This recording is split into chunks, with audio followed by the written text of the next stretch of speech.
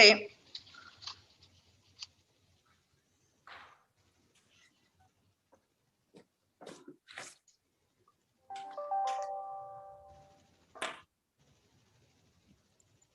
Right, we're live, Chair, ready to start the meeting. Thank you. Good evening, colleagues. In the absence of the Mayor, as Deputy Mayor, I will be the person presiding over our council meeting today.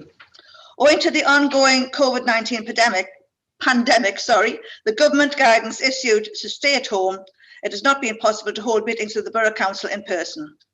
The Council has therefore made arrangements under the Coronavirus Act 2020 to hold this council meeting virtually. It is these regulations that enable the Council to hold this meeting of the Borough Council without any of us being physically present in the Council chamber. This meeting of the Council will remain accessible to the public. It is being streamed live on YouTube, which will be available for repeated viewing afterwards. Therefore, elected members, officers, and the wider public are able to follow the law and the government guidance with regards to staying at home and protecting our NHS, whilst ensuring decision-making and the democratic process continues.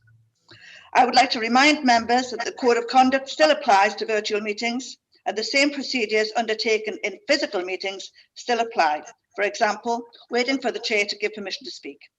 I would ask members to please try to limit disturbance wherever possible. After the introductory roll call, all members and officers should please mute their microphones to reduce feedback and background noise, which will make the meeting easier to follow. Please ensure mobile phones and other electrical devices, TVs, tablets, and so on silent during the meeting.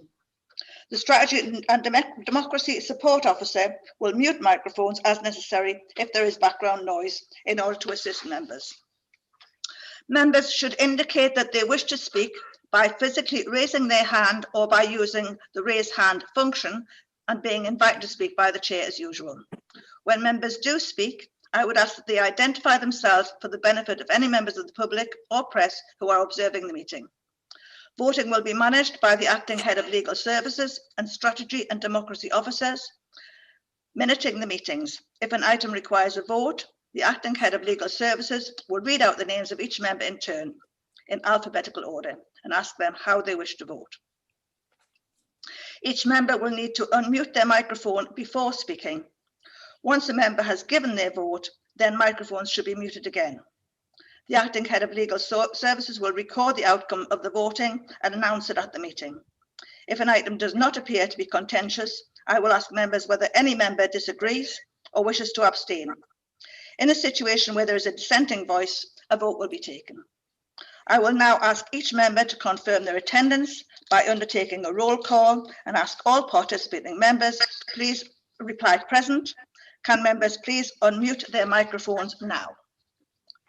Councillor Amar? Present. Councillor Anglin?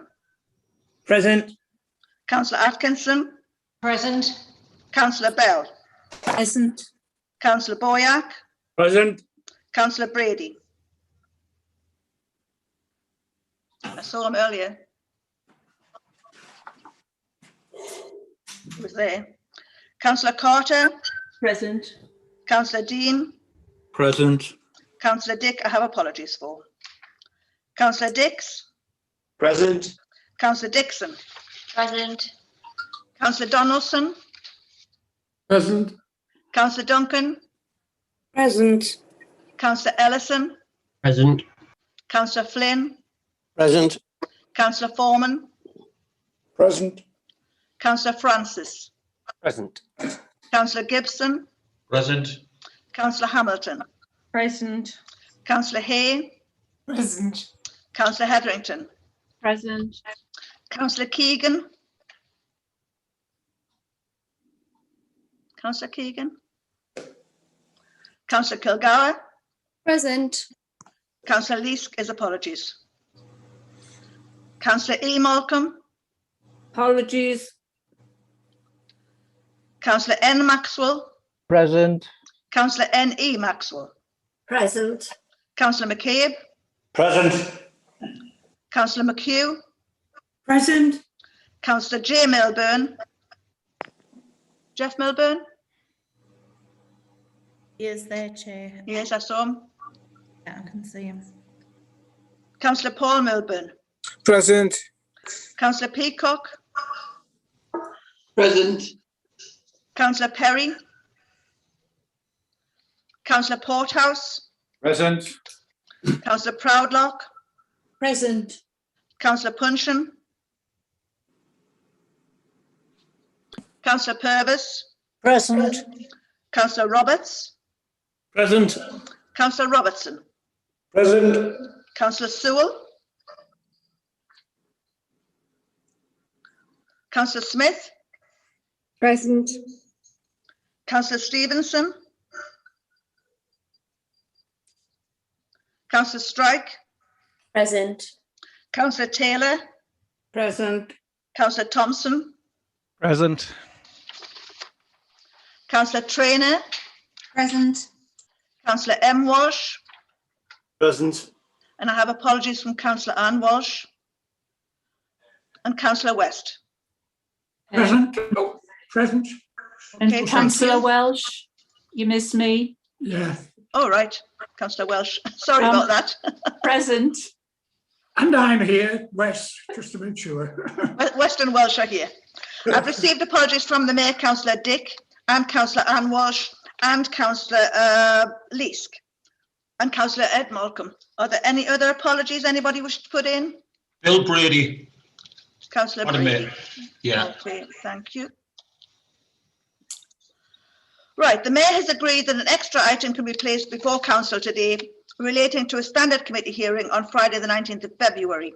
The reason for placing the matter on the agenda today is that there should be minimal delay in the decisions and the recommendations of the Standards Committee being considered by the full Council.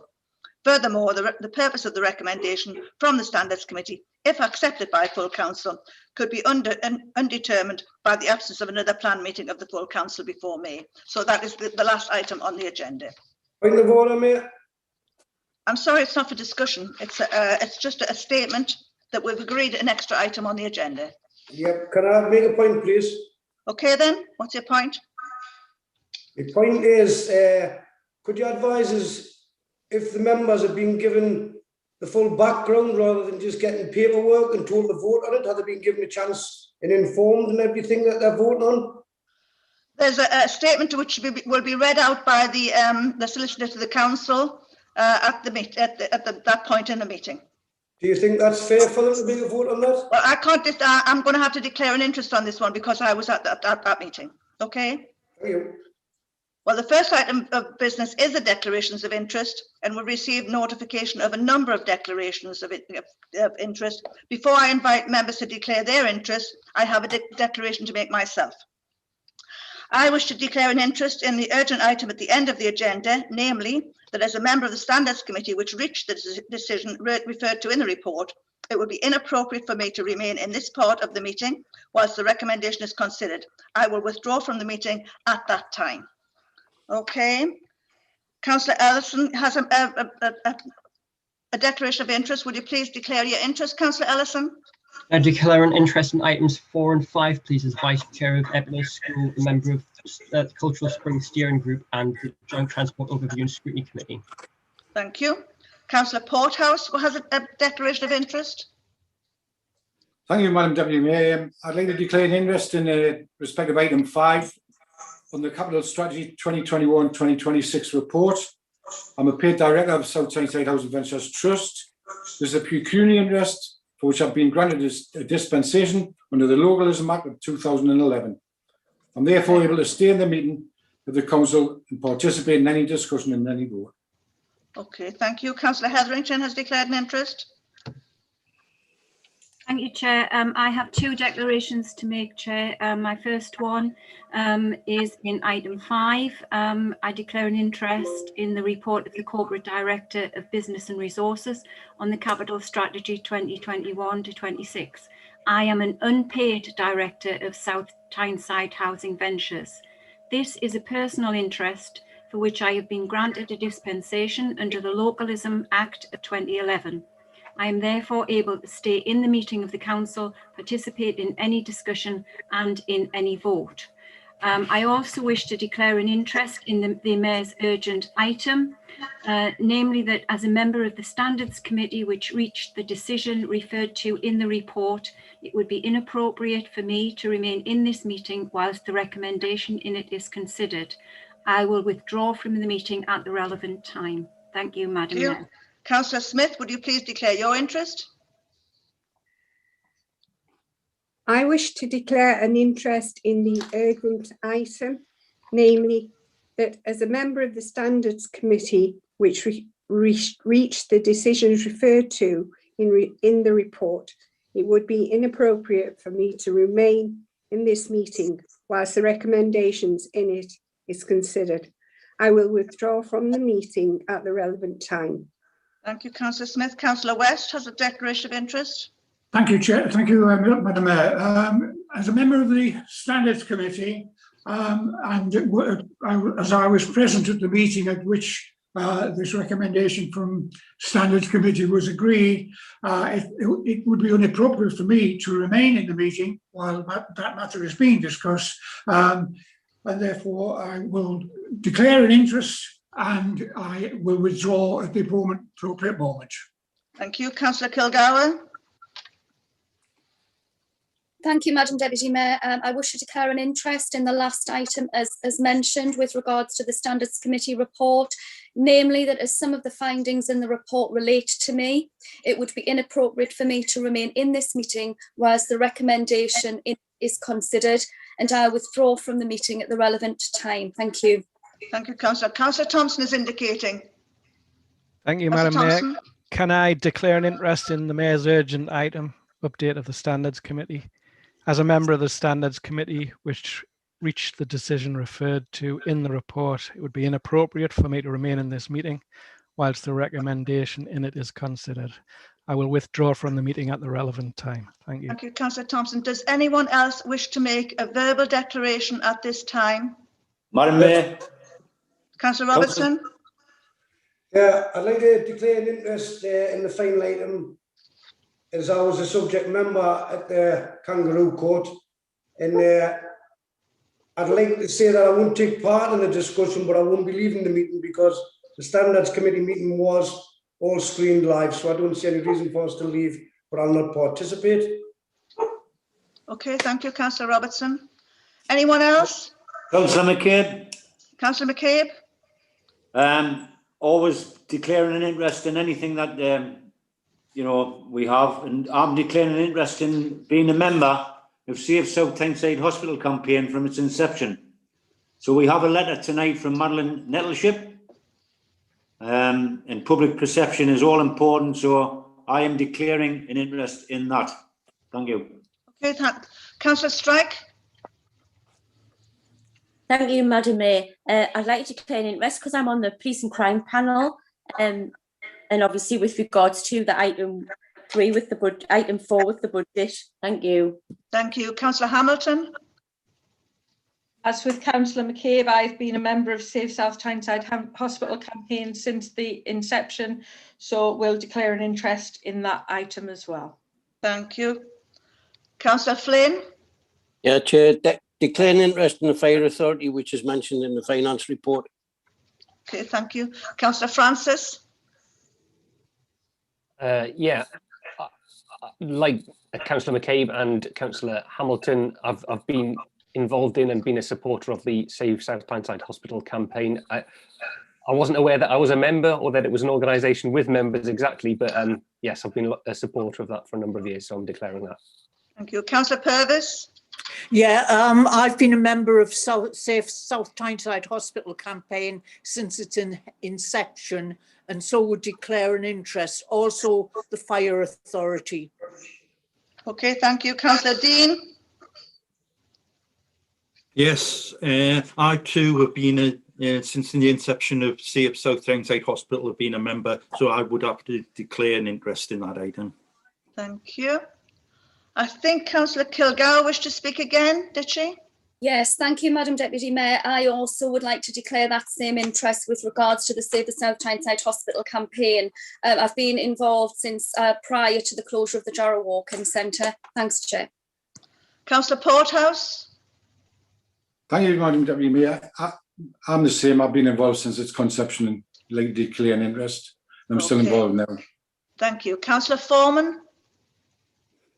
Thanks, Madam Mayor. It's South Tyneside Homes is mentioned in a number of the reports and one or two of the motions. So I would like to declare an interest as a board member of South Tyneside Homes. Councillor Taylor. Yeah, I'd like to declare an interest because of the hospital as well, please. South Tyneside Hospital. Okay. Councillor Peacock. I'd just like to declare the same as Councillor Foreman that I'm on the board of South Tyneside Homes. Thank you. Thank you. Councillor Robertson. I'll speak after everyone's declared an interest, if you don't mind, Chair. Okay, thank you. Is there anyone else? We seem to have covered most people. Councillor Hetherington. Yes, Chair. The same as my colleagues in the Save South Tyneside Hospital. Okay. I think we've just about covered the whole council here. Chair, may I make some verbal declarations of interest? Councillor Welsh, yes. Yes, as a member of South Tyneside Homes Board, which is mentioned in the budget, and the Police and Crime Panel. I'm also a local authority member of the Joint Council of Governors of the NHS Trust. That's it. Okay. Any more for any more? I think Councillor Keegan was trying to join us. Did you manage to get in, Councillor Keegan? No? No. Right, I think we've just about covered everybody here. Right. If you have any disposable pecuniary interest in any item which prevents you from participating in the debate and any voting, the Strategy and Democracy Officer will place you in the waiting room during the discussion and decision of the item. Once the item has been considered, the Strategy and Democracy Officer will allow you back into the meeting. Okay. Yes, sorry, Councillor Robertson. Right, thank you. I had to wait till the end. All the declarations of interest were finished. I had requested and provided the Monton Officer with my reasons and evidence. I asked for Councillor Purvis not to sit on the Standards Committee, and I believe she was removed for that reason. And I'd like to declare an interest in the final item, please. Councillor Purvis was not involved in the meeting of the Standards Committee, Councillor Robertson. Yes, because I'm sure the Monton Officer will confirm I had given evidence and requested that she couldn't attend. I'm not aware of that, Chair, Mr. Councillor Robertson, but you know, she wasn't at the meeting, and therefore I don't see why she isn't allowed to be at the discussion. Thank you very much. Lady Mayor, it's for the same reasons that I'm making the request tonight. I'll take legal advice on that when we come to the actual meeting. Thank you very much. Can I move on to the next one, please? We'll move on to the next item. No, declaration. Oh, right, sorry, another declaration? Yeah, thank you. Bear in mind that the Deputy Leader of the Council, Joan Atkinson, signed the complaint letter that I've got in front of us here on the South Tyneside Labour Group letterhead. I'd like to ask Councillor Atkinson to declare an interest, please, in the live complaint that's going. In what situation? I mean, we're discussing an item which was from the Standards Committee at the end of the meeting. What you're going to do is you're either going to recommend it, you're going to vote on it, or what have you. And somebody who's got a live complaint against me shouldn't be taking part in that item. I'm sorry, I don't think that counts either. We'll take advice on this when we start the meeting, which I won't be a party to. Okay. Right. And the final point is, thank you. The final point is I'd like to ask all members of the South Tyneside Labour Group to declare an interest in the final item, please, because of the live complaint. I'm sorry, we're not discussing live complaints, Councillor Robertson. We're discussing a meeting of the Standards Committee, which was held. And as I say, we'll take advice from the legal officer before we start the meeting. The next item. It's under the declarations of interest. Thank you. The next item of business is the minutes of the meeting of the Council of the 14th of January. Are they accepted as a true record? Agree them as a true record, Deputy Madam Mayor. Thank you very much. The next item of business is Mayor's communications. It's my sad duty to inform members of the death of a member of staff who worked within our adult social care services, who sadly lost their battle with COVID. Our sincere condolences have been conveyed to their family. A number of members of the council and South Tyneside Home staff have lost loved ones as a result of this pandemic. Our collective thoughts and prayers of the entire council are also with those families, friends and colleagues at this difficult time. Advice and support is available for members and staff who may be affected. Sadly, many people in our borough have lost their lives to this pandemic, and I think our thoughts go with all of those people in our borough who've lost their lives and the relatives of those people. I would ask members to join me in observing a minute's silence as a mark of respect and to honour all who have died in this pandemic. Thank you.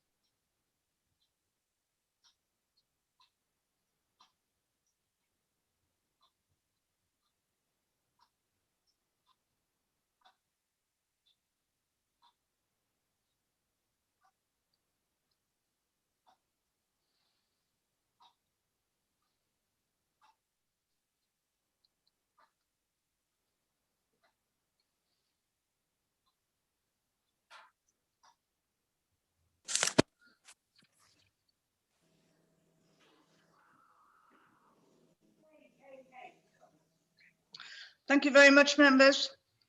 The next business is to consider a report of the Corporate Director, Business and Resources on the Medium-Term Financial Plan 2021 to 2026 draft budget recommendations. This is an important decision and I want members to be clear about how I will conduct the debate. The Constitution requires that anyone wishing to move an amendment to the budget proposals or make recommendations that relate to the budget must give 2 working days advance notice to the Chief Executive Office. No such notice has been given on any amendments or recommendations. I will ask Councillor Bell to move the motion as the Council is submitting the Council's annual revenue budget for approval. Councillor Bell is entitled to speak for up to 30 minutes uninterrupted. A member may not start their speech until invited to do so by me. After Councillor Bell's speech, the motion will be seconded. The seconder may speak to up to 3 minutes or reserve the right to speak later. I will then open the debate on the main motion and there will be an opportunity for all members to ask questions or speak up to 3 minutes. The main speaker of the minority group, the opposition group leader, Councillor Robertson, is entitled to speak for a period of up to 15 minutes in reply to the motion. Councillor Bell, as the mover of the motion, has the right to reply at the end of the debate on the motion before it's put to the vote. As usual, I will allow the Leader of the Council to close the debate. I will now ask Councillor Bell to move the recommendation. Thank you, Madam Deputy Mayor and fellow councillors. One of the most important things the Council has to do each year is set its budget. We have to do this to comply with the law, ensure good governance, but also set out strategically how our plans for the coming years will be resourced. I am grateful coming into this role as lead member that our finances have been built on solid foundations, and I pay tribute to my predecessor, Councillor Ed Malcolm, for the sterling work he carried out during his tenure as lead member. 2020 has been quite a remarkable year, but not, unfortunately, always in a positive way. Who would have thought that when COVID-19 hit last March, that we would still be in the middle of the pandemic? It has brought great turmoil to daily living and at its worst caused great anguish due to the loss of loved ones.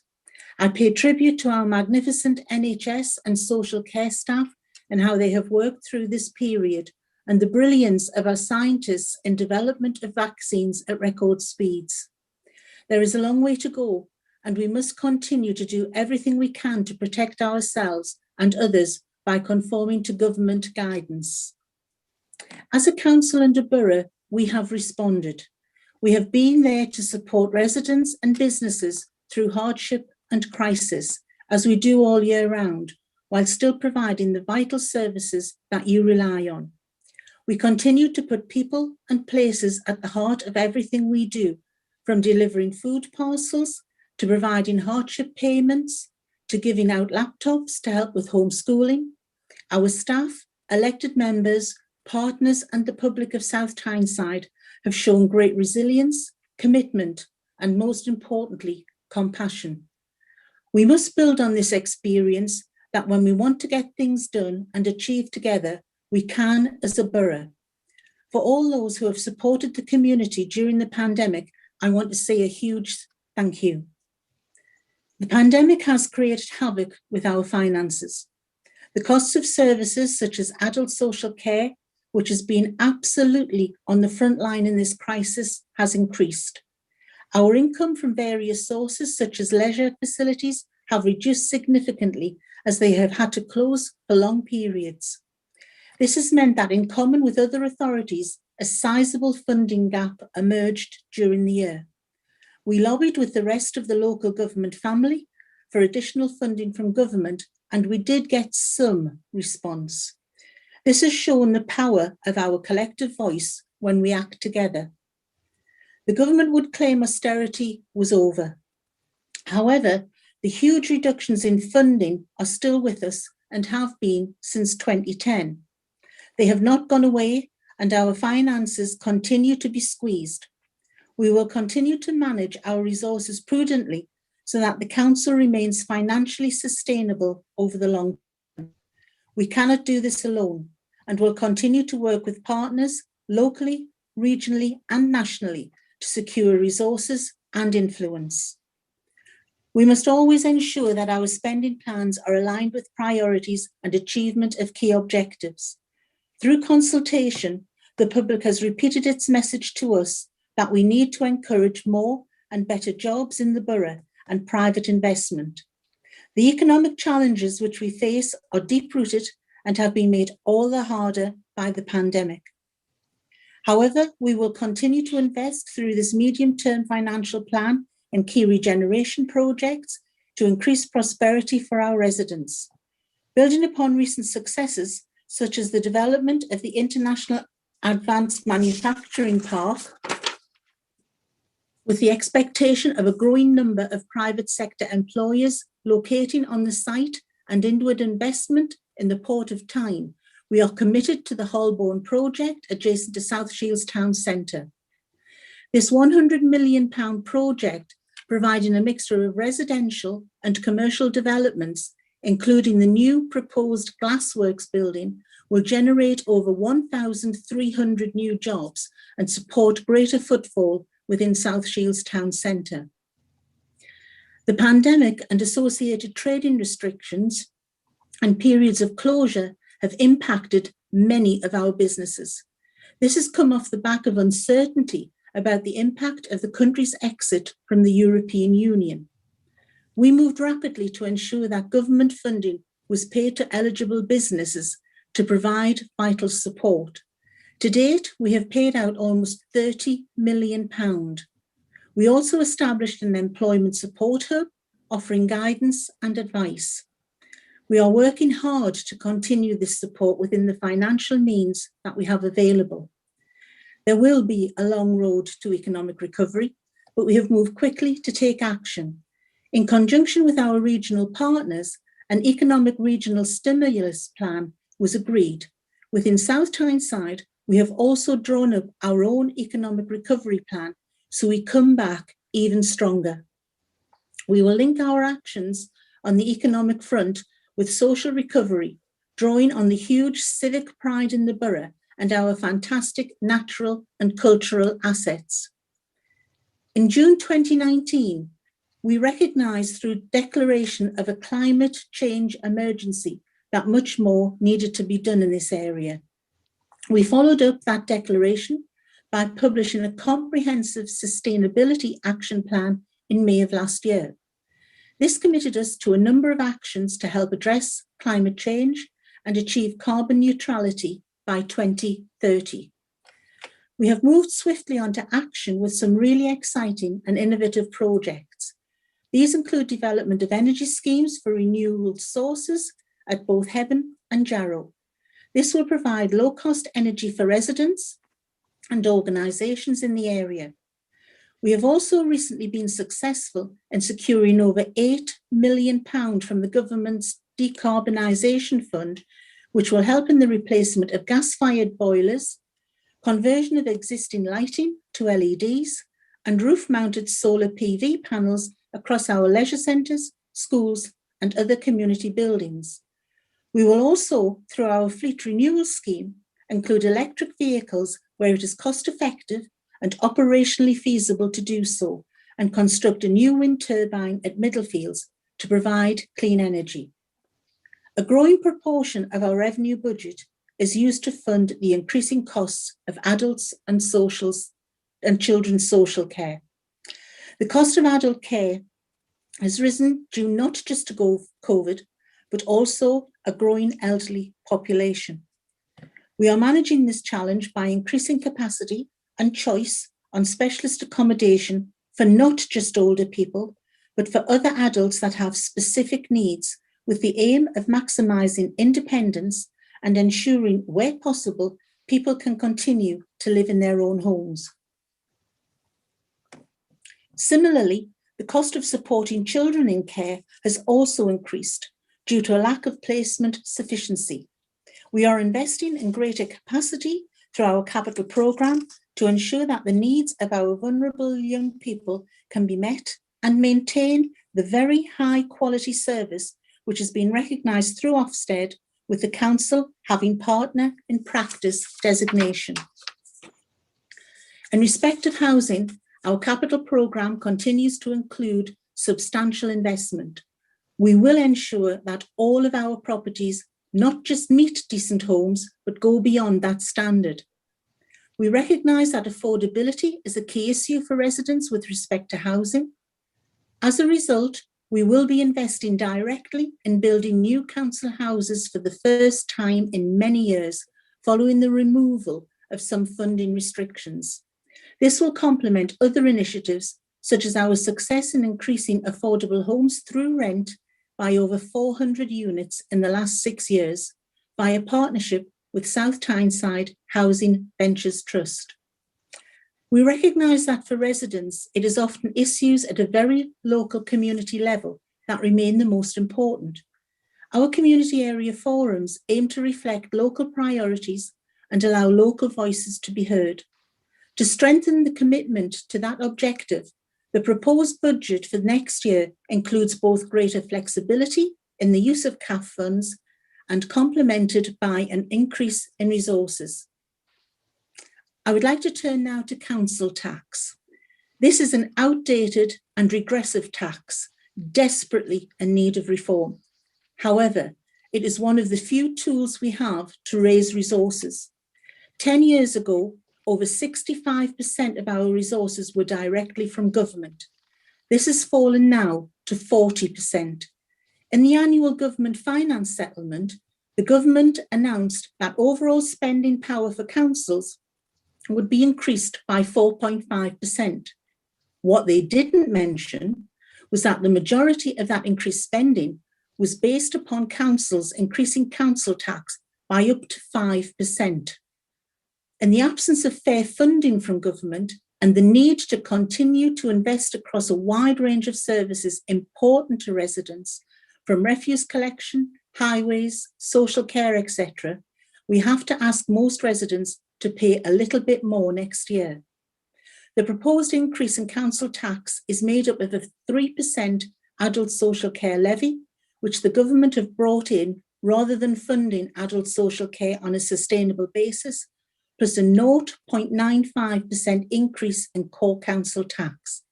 For the majority of households in the borough, this would amount to an 83 pence per week increase. Since 2011-12, this council has seen a reduction in spending power of 19%. This equates to 21.4% per dwelling. Now compare this to the spending power of Horsham, which is a Conservative controlled council, who have seen their spending power increase by 10.4%. And Stratford-on-Avon, another Conservative controlled council, who have seen a 7.4% increase in their spending power. And you will see the unfairness of the austerity powers that have been imposed on this council. I recognise that COVID has had a big impact upon the livelihoods of many. As a council, we always want to prioritise the protection of those most vulnerable in the borough. Consequently, as we have done in the current financial year, we will be providing for financial year 21-22 a rebate of up to £150 in council tax to all residents of working age and receipt of local council tax support. This will benefit around 13,000 households and means that many will not have to pay council tax for that year. This medium-term financial plan sets out our intentions to invest up to £360 million over the next 5 years in improved roads and footpaths, regeneration in our town centres and villages, innovative energy efficiency schemes, and much, much more. I commend the budget, medium-term financial plan and associated recommendations to the Council for approval tonight. Thank you, Madam Deputy Mayor. Thank you, Councillor Bell. I will now ask the seconder who may speak for up to 3 minutes. Is that Councillor Atkinson? It is, but can I reserve the right to speak later? You can. Thank you. I'm now going to open the debate, and I can ask the Speaker of the group the opposition group leader, Councillor Robertson, if he would like to speak. Yes, please, Lady Madam Mayor.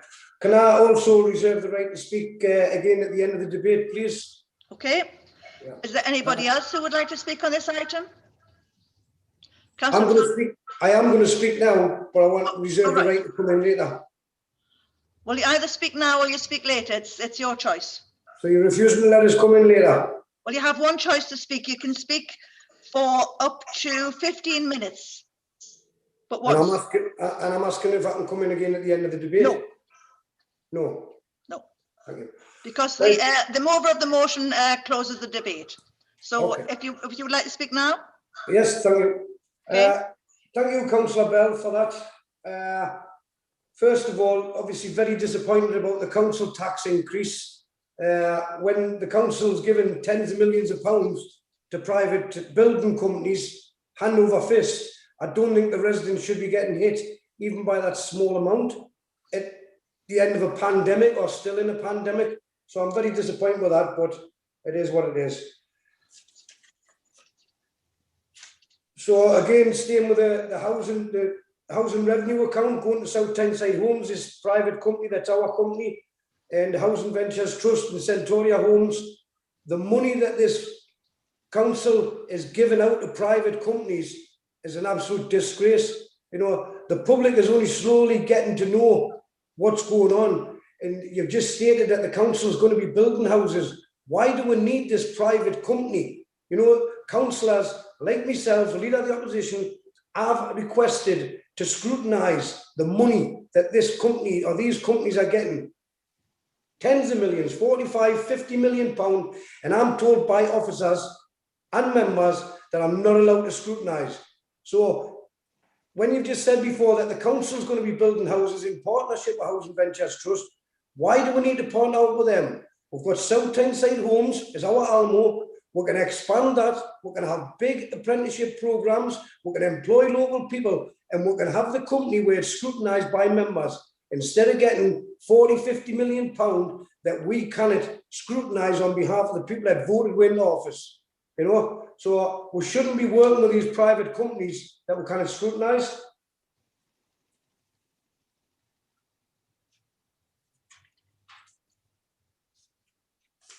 Again, the extravagance from breaking it down to just pennies a week. This is not aimed at you, Councillor Bell, it's the budget itself.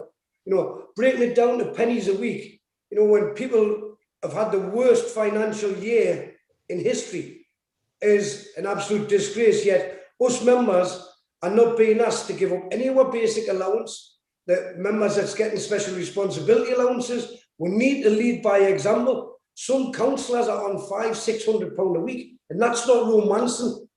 £500–600 a week, and the people should see that we are willing to cut our cloth to help them. Thank you. Thank you, Councillor Robertson. Councillor, have Councillor Francis and Councillor Hamilton. If I can bring Councillor Francis in first, thank you. Thank you, Madam Deputy Mayor. And thank you, Councillor Bell, obviously, for presenting the budget this evening. I think there's much to celebrate, to be honest, in the budget, and in particular with regard to some of the key development priorities that are included in there, which I would certainly applaud. There's a huge amount, as you've said, of investment with regard to sustainability and tackling climate change. And obviously, I would say this, but I'm very pleased to see that stuff in there. I'm very pleased to see how seriously we as a council are taking that and the level of investment we're putting into that area. I recognise that this year's budget is perhaps one of the most challenging that has needed to be done in recent years, and appreciate all the time and effort of both council members and staff in preparing this. I do have just a few concerns, though, which I would feel like I wasn't doing my job if I didn't mention them. Projects like the Glassworks, I've got some question marks over the business case for that, just because we do have similar office facilities not very far away in the town, and we've seen that some of those have either stood empty or ended up being converted to housing. So I would question that we definitely know for certain that there will be the need for that, especially in a post-pandemic world where more and more people look like they will be working from home. I would question some of that spending. I've got some concerns with regard to the strategic bus corridor. Although I'm all for public transport as a Green, I've got some concerns that might be linked in some regard to the proposed flyover scheme, which I know there are many question marks over. Other areas of concern for me, my friends and family will tell you I'm not the kind of person who takes any delight in being proved right, honestly. But I'm sometimes reminded of the character of Cassandra from Greek mythology, who was given the gift of foresight, but cursed with the fact that no one would believe what she had to say. And I'm thinking in particular with regard to the Tyne and Wear pension fund. I've obviously raised this last council meeting, and I've raised it in the past, and I continue to be concerned not only for the environmental impact of that, but the financial sustainability of continuing to invest in fossil fuels. The final thing I would say is with regard to the sort of pay, the pay policy statement. I'm curious what the ratio is of highest to lowest paid members of staff within the council. I fully recognise that the senior positions have a huge amount of responsibility that go with them, and it's right that should be amply remunerated.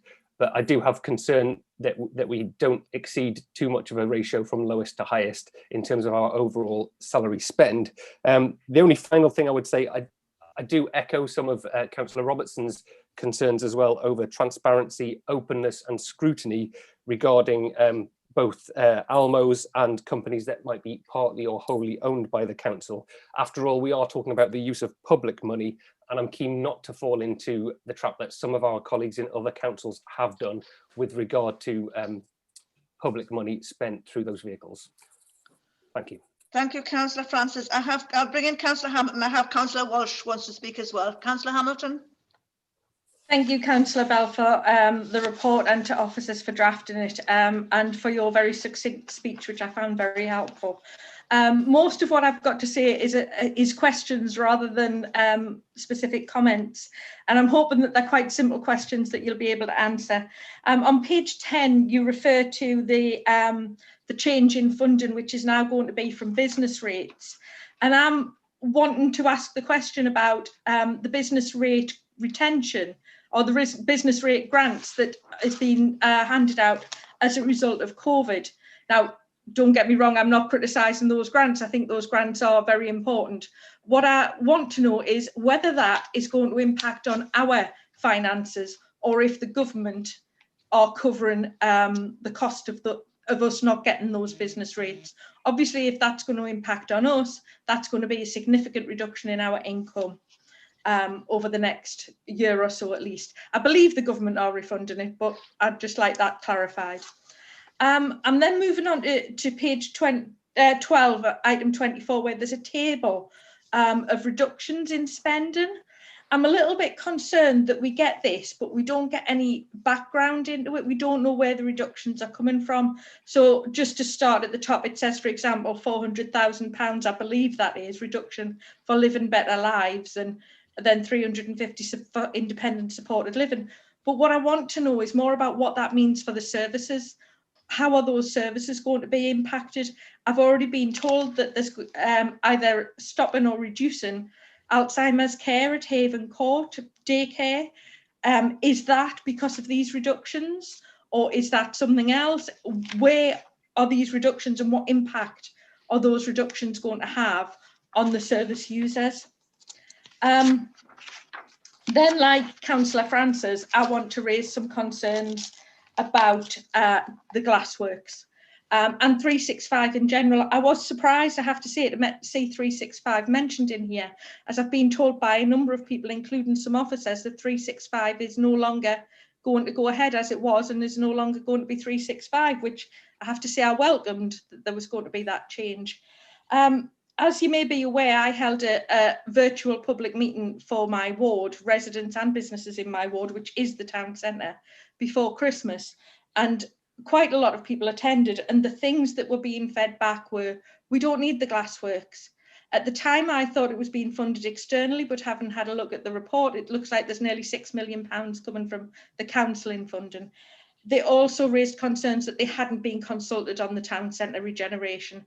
And I think we need to pause the regeneration of the town centre, do a lot more consultation given the changes to the environment we're living in and COVID, and look at what is the best thing to do and involve those businesses and individuals in that consultation if we could. And finally, just very quickly, you mentioned changes to CAF funding. I couldn't find any reference to that in the report. So I'd like a little bit more information on what those changes are. And that's it. Thank you. Thank you, Councillor Hammond. I'll bring in Councillor Walsh, and I understand Councillor Thompson wants to speak as well. Okay, I'll have you. Councillor Walsh. Thanks, Madam Mayor. I think it's just to clarify some of the issues around about the housing companies. Because I know this issue has been raised a number of times, and I believe Councillor Robertson, along with his colleagues in the opposition, have been given copious amounts of information by officers in terms of the companies. I think it's worthwhile just sort of clarifying it again, is that South Tyneside Homes is our housing management and maintenance company. It is in its own right a legal entity, but the council is the member of that company. We have a management agreement that was recently brought through to Cabinet, which was agreed as an extension. And that is accountable through the Housing Performance Panel, of which one of the opposition members is actually a member of. The same applies to Centauria Homes. Well, it's not the same, so I should refer that. Centauria Homes is a wholly owned council company that's building houses that will generate a profit that will be reinvested back into the council finances. And I think it's clear that that's our company, and that is something that we can bring to the Housing Performance Panel for scrutiny, in discussion with the Housing Performance Panel chair. In terms of Ventures, Ventures is a key strategic partner who receives a loan, the same as Centauria Homes receives a loan. It delivers affordable housing, as Councillor Bell has pointed out. Over the last 6 years, it's delivered over 440 affordable homes across the borough, and has a key role in the future to deliver our assisted living accommodation for adult social care. So these are all three are very critical companies to our housing delivery across the borough. Thanks, Chair. Point of information, Chair. Sorry, who is that? Councillor Thompson. Point of information. Councillor Thompson, I'm going to bring you in to speak anyway. Okay. Okay, just on Councillor Walsh's statement there. I'm not sure this is the right platform for a lesson on the private companies that the council are involved in. Senior officers have promised opposition members a detailed presentation on this situation, which we've waited patiently several months for. I'd just like to inform the council of that. Can I go into my you can. The budget speech, Madam Mayor? Yes, you can. Thank you. And thank you, Councillor Bell. Another substantial rise in council tax for the residents of South Tyneside to endure. Another worry for the people of the borough at a time they desperately don't need it. Throughout the medium-term financial plan, as ever, it's the same every year now from the Labour group. The inference is it's all the government's fault.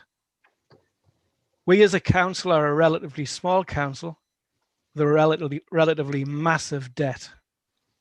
635 million and counting, along with 20 million a year in debt payments. Not too long now, On this trajectory, we'll break the billion in debt barrier. Yes, government funding is reduced. Yes, this is significant. Also a significant factor is the Labour group's strategy for the last 25 years. Borrow heavily, blame someone else, make residents pay. Back to that 635 million of debt that we're burdened with. A debt that was predominantly built under a Labour administration. Was that the Labour government's fault? And what of our reserves? What better time than this would it be to deploy reserves? A lesson not learned from the Blair-Brown government of not repairing the roof when the sun shines. If this Labour group had sufficiently managed our finances when the sun shone, we might be in a better position to freeze council tax today. You didn't, we can't, and it's not all other people's fault. Thank you. I'll now bring in Councillor Roberts, and I understand Paul Milburn wants to speak as well. Councillor Roberts. Thank you, Deputy Mayor, and thank you for that report, Councillor Bell. It was interesting. The issue I've got is that we are going to have to vote shortly whether we accept this budget or not. We're going to have to accept a budget that is obviously costing more people money. Now, the issue I have here, and for my residents, is that we're obviously putting the money up for the residents, but yet we are not allowed to come in and scrutinise the accounts that's going on. There's obviously people out there saying that there's money going missing, there's fraud, there's corruption in this council. What I would like to ask Councillor Tracy Dixon, if she would give a yes or no answer tonight, would she allow independent councillors with an independent forensic accountants to come in and scrutinise what's going on in these accounts? If she says yes, brilliant. If she says no, well, people have to make their own mind up. But what I would say to Councillor Dixon is, if she wants scrutiny, transparency and honesty through here, please let people come in. If we can't find anything, fair enough. If we do find something, at least the public will know what's actually going on. So I'd ask Councillor Dixon if she would say yes or no for scrutiny and letting the councillors come in and have a look at the accounts, what's going and what money's going missing, please. Thank you. Councillor Dixon will be closing the debate after everybody else has finished speaking. So she will give us a yes or no answer then, will she? Well, I don't know what she's going to tell you, but it's Councillor Dixon who's going to speak, not me. I'll now bring in Councillor Paul Milburn. Councillor Paul Milburn, did you indicate to speak? Yeah, sorry. Thanks, Madam Deputy Mayor, and also thanks, Councillor Bell, for that statement. I just want to comment on an area that didn't seem to get covered much at this level, but anyway, from the introduction statement, the report header, South Tyneside will be an outstanding place to live, invest and bring up families. That's from the report header. The opening statement suggests we aren't quite outstanding yet, which I would agree with. But what is it that we actually need to do to make South Tyneside an outstanding place? Within the financial strategy, we quote spending should be allocated to our priorities. How do we decide what our priorities are? Whose priorities are they? Are the elected members' priorities aligned with the residents? And how do we know that? Just a few questions to ask ourselves going forward. These priorities should be made clear to the residents to avoid disappointment and over expectation. I can only speak from feedback that I received. The common theme is green space quality. Borough-wide, we have fly tipping, graffiti, drugs, litter, illegal motorcycles, etc. I'm sorry, Councillor Milburn, you're breaking up. I think you have trouble with your technology. Okay. Can you hear me now? Yes. Okay, I'll end on that. Sorry, and I just want to end up saying that the pandemic lockdown has showed that the value of these green areas for the health and well-being of our residents. These areas, in all honesty, are not good enough and have been an easy target for previous cost reduction activities. I would just ask that these areas are important to many people, so let's give their priority full consideration. in the coming days and years. Thank you very much. Thank you, Councillor Milburn. Councillor Robertson, I can see that you're indicating to speak. You have already spoken, but I'll bring you in briefly, okay? Yeah, thank you. It was just to respond to Councillor Walsh and to ask him, would he give consideration or would he give his backing, please, to full scrutiny to the independent councillors, to the 3 housing companies, please? I'm sure that can be arranged. We can. We'll discuss that later. Okay, thank you. Thank you. If I can bring in now, is there anybody else wants to speak before I bring in the seconder to speak? Councillor Hetherington. Thank you, Chair. It's just to respond to Councillor Hamilton. Councillor Hamilton, I can arrange for some information to be sent to you regarding the adult social care savings, and it will give you some detail of each of the relevant budget heads where the savings have needed to be made. And also on the Alzheimer's and the dementia care point that you've raised, I think it's just important to stress that it was not the local authority who ended the contract, it was the Alzheimer's Society. And there is no cost savings being made in terms of any dementia care. The local authority will be contacting each individual family to reassess their needs, but I can assure you that the dementia care provision is continuing as it has done throughout the recent COVID pandemic, and there is no reduction planned in those services. Thank you. Thank you, Councillor. I understand I have Councillor Anglin waiting to speak. I'm going to make this the last person before I bring in the seconder of the motion because we have a very long agenda tonight. Councillor Anglin, did you indicate to speak?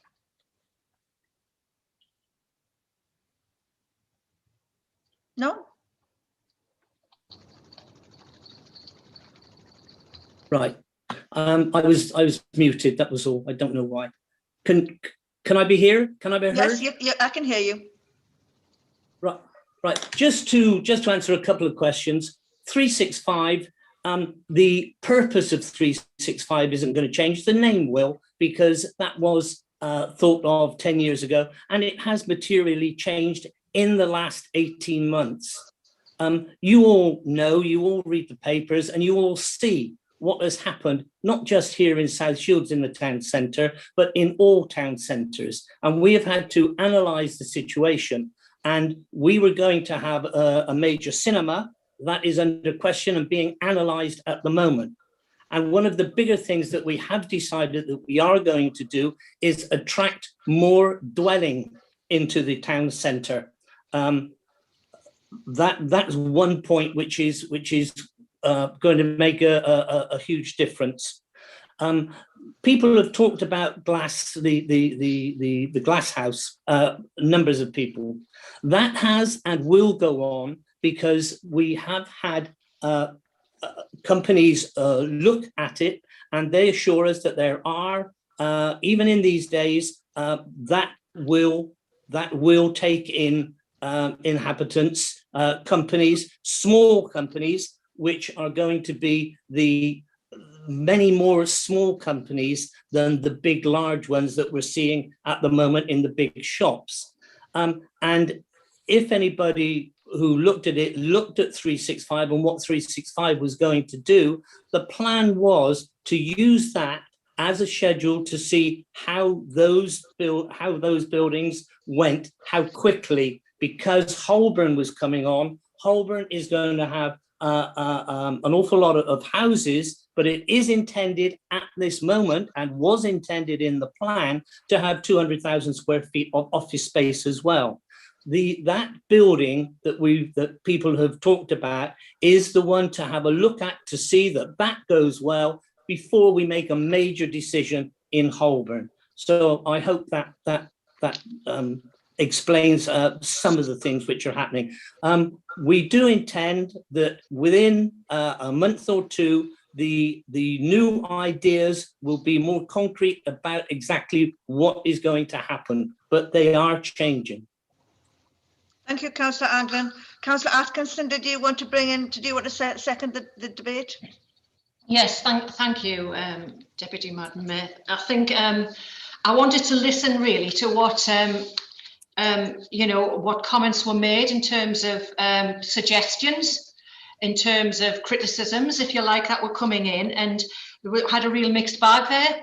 I've only got a couple of minutes to speak, but I want to just pick a couple of those out. I think Councillor Paul Milburn makes a good point on behalf of residents in terms of how these decisions are arrived at, how we do shape our priorities. And as a new leadership team, Councillor Dixon and I are making it a real effort, although it is quite difficult in restrictions, to get out and listen to people and try to learn what more is needed in communities, not just in South Shields, right across the Jarrow and Hebburn community and the villages. So thank you, Councillor Milburn. And we have actually already talked about reaching out with a more in-depth survey for residents, which will involve some of the points which have been brought up, and that would help shape, I think, you know, decisions and the direction going forward, so that we feel it's a resident-led and member-led priorities. With regards to Councillor Thompson's missive about significant rises in council tax, it's one of the lowest rises in the North East region. You know, I think some of our neighbours have gone for the full 4.99%. We did debate this at length. We feel that this is something that we have to put that 3% in. We've got, you know, we've got pressures, as if you look at the budget detail, we have got pressures in the spend on social care in particular. It's a huge budget and growing because demand is growing. And Councillor Hamilton brought up about the living better and how, you know, how are we saving money on that? It's about, I guess, it's about putting in things like, I think Councillor, sorry, Anne said about putting in, helping people to live at home, and actually the efficiencies you get from some of that, and by building and investing, using some council tax towards building those premises. So those housing companies that we deploy, how we can encourage and find the sites to build those premises where people can live in supported places. I won't go on about the glassworks, and that was very well argued. I think with regards to Councillor Francis, and I'm really pleased that Councillor Francis does see the good things that go on in this borough. He knows I'm passionate about the environment too. I too have reservations about the flyover scheme, and I can say that a report will be coming to Cabinet in March with regards to the interim statement, and that will be debated. But I am pleased with the investment we've made with regards to our carbon reductions, investment in LED lighting. So, you know, if we didn't put that 0.95% that Councillor Thompson says we shouldn't be doing, maybe we just don't do any street lights, replace those for next year, or maybe we just lose 20 staff off our children's social care, or maybe we don't bother putting the refurbishment into the crematorium, all investments which we want to do and we feel our residents deserve. So I think in the absence of an alternative budget, yet again, Deputy Madam Mayor, but some positive and some, you know, disappointing comments, I would like to second the budget as presented by Councillor Bell. Thank you. Derogatory comments by you. I'm sorry. We're going to. I'm now going to ask Councillor Bell if she'd like to close the debate, and then I'll ask the leader to. I'm taking no more questions. Everybody's had an opportunity to speak. Sorry. No more. No more questions. I'm taking no more questions on this. No, I said that the last person to speak would be the last person to speak because we have had a full debate. I've had a second at the motion. I'm now going to ask Councillor Bell if she wants to close the debate, and then I will ask the leader of the council to close the debate. Councillor Bell. Thank you, Madam Deputy Mayor. I mean, obviously the concerns and comments have all been taken on board, and I thank colleagues for those. There are a couple of things that Councillor Hamilton did ask that haven't been addressed. One of them is the change in funding, the business rate retention. Obviously, we don't know what the government is going to do in the future, Councillor Hamilton.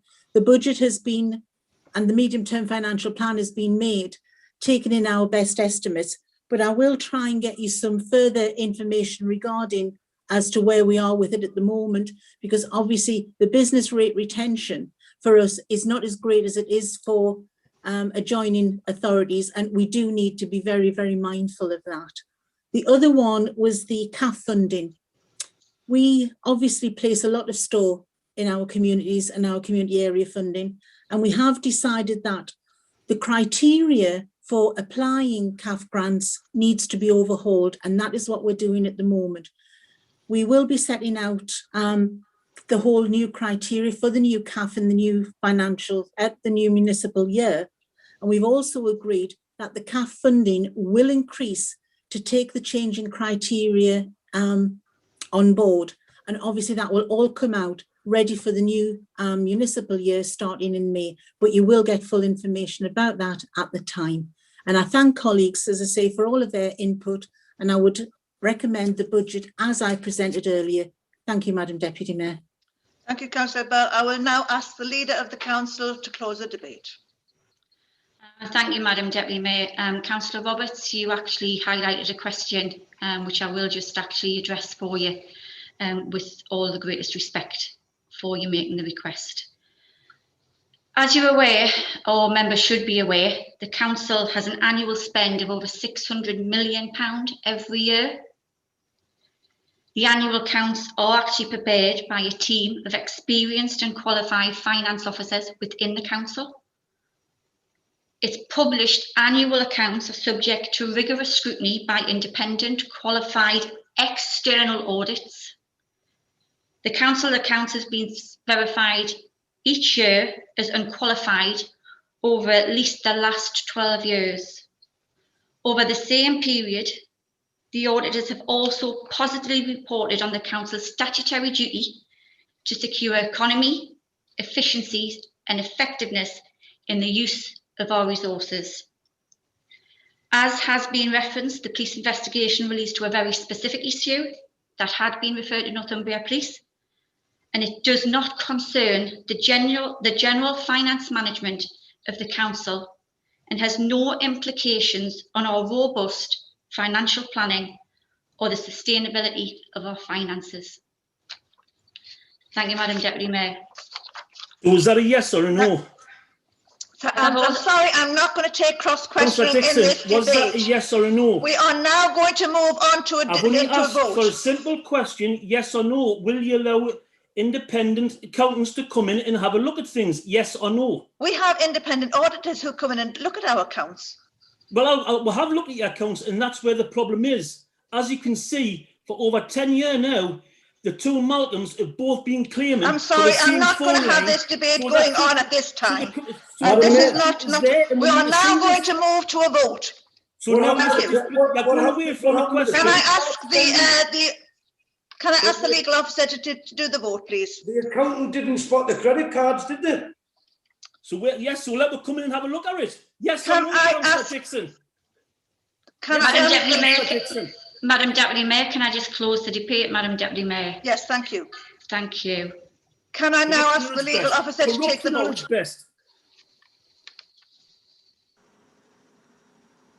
Mr. Rumney?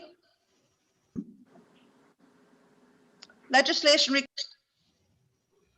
Yourself off, Gladys.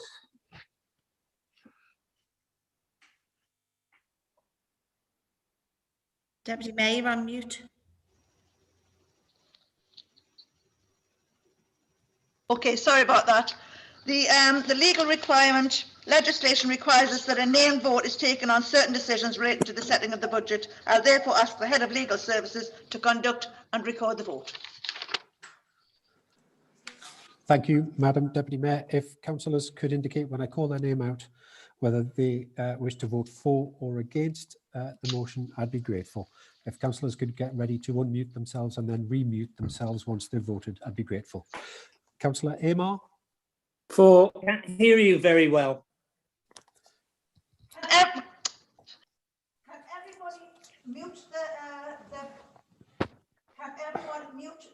Deputy Madam Mayor, you're on mute again. Can everybody mute their device until they're asked to vote, please? Otherwise, we'll get lots of echoes going on. Thank you. Councillor Anglin?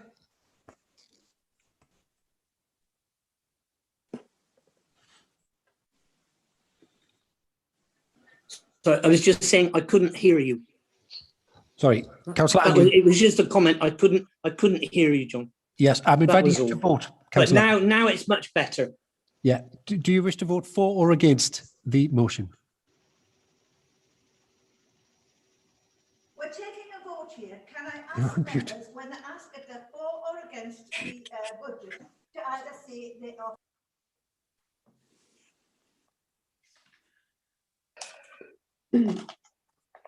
Councillor Anglin? Yep. Is that a vote for? Thank you. Councillor Atkinson? For. Councillor Bell? For. Councillor Boyack? For. Councillor Carter? For. Councillor Dean? For. Councillor Dix? For. Councillor Dixon? For. Councillor Donaldson? For. Councillor Duncan? For. Councillor Ellison? For. Councillor Flynn? For. Councillor Foreman?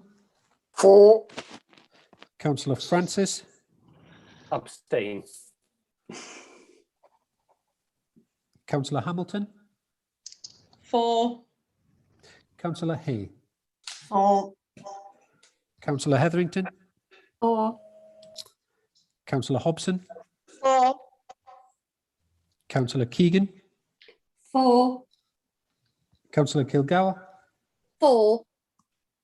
Councillor Maxwell? For. Councillor N.E. Maxwell? For. Councillor McCabe? For. Councillor McHugh? For. Councillor J. Milburn?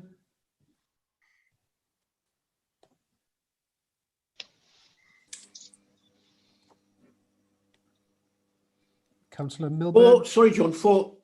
Thank you. Councillor Paul Milburn? For. Thank you. Councillor Peacock? For. Councillor Perry? Yeah. Not here. Councillor Porthouse? For. Councillor Proudlock? For. Councillor Purvis? For. Councillor Roberts? Abstain on the grounds that he's a hiding stuff. Councillor Robertson? Abstain. Councillor Sewell? Not here. Councillor Smith? For. Councillor Stevenson?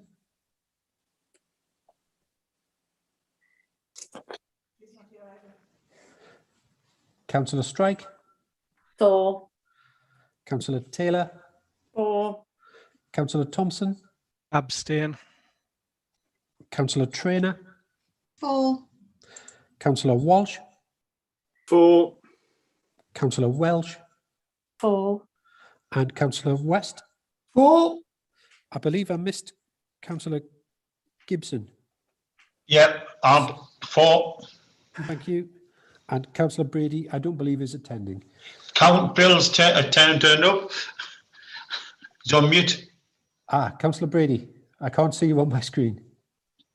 He's on the screen. He's on mute. Right, hang on. Right. Councillor Brady. I missed my name, but I'm for the budget. I agree. Thank you. If you could please give me one moment, councillors.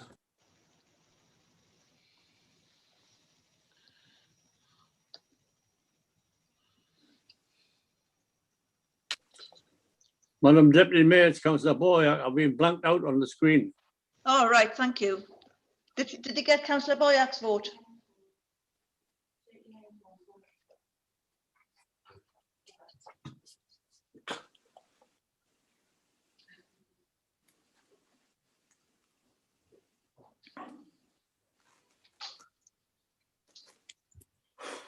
I've just passed on to Madam Deputy Mayor. Thank you.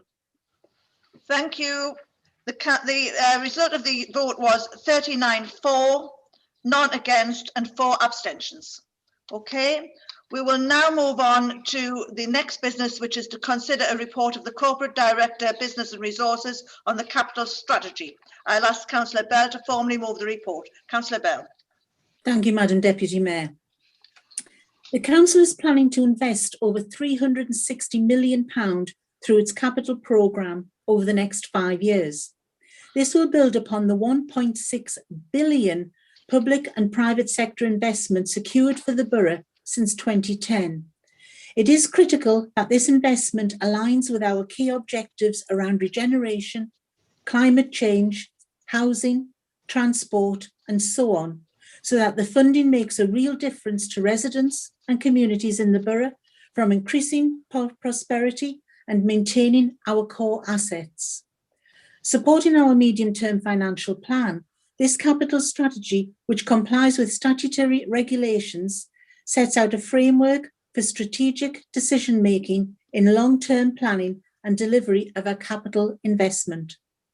These plans include identification of resources, such as accessing external funding where possible to minimise the draw upon the Council's own resources. It also details the governance arrangements around our capital investment plans, ensuring that resources are used effectively, sustainably, and that spending is maintained within affordable limits. Council is therefore asked today to approve the capital strategy appended to the main body of the report. Thank you, Madam Deputy Mayor. Who is seconding this report? Councillor Atkinson?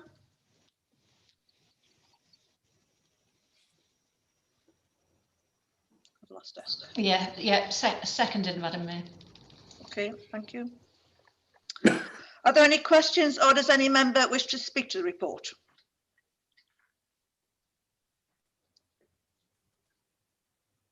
No? Is the motion agreed? Agreed, Chair. Agreed. Agreed. Okay. Agreed. Thank you for that. The next business is to consider the report of the Corporate Director, Business and Resources, seeking approval of the Treasury Management Strategy for 2021-22. I'll ask Councillor Bell to move this report. Thank you, Madam Chair, and I think this is the last one tonight from me. This report is prepared to comply with local government legislation, Chartered Institute of Public Finance, the SIPFA Code of Practice, and guidance from the Ministry of Housing, Communities and Local Government. It outlines the Council's Treasury Management Strategy for 21-22 in 2 main areas. Part 1 concerns the South Tyneside Consolidated Loans Fund and covers the Council's borrowings and prudential and Treasury indicators. The indicators have been used to set the framework within which the Treasury Management Strategy has been developed. Part 2 concerns the investment strategy that governs the investment of the Council and pension fund cash balances. The strategy has been compiled alongside the Council's budget.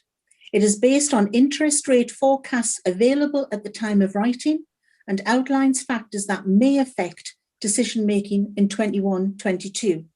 Council is recommended tonight to approve the Treasury Management Strategy for 21-22. Thank you, Madam Deputy Mayor. Thank you, Councillor Bell. Is that seconded? Seconded. Thank you. Are there any questions, or does any member wish to speak to the report? Councillor Robertson?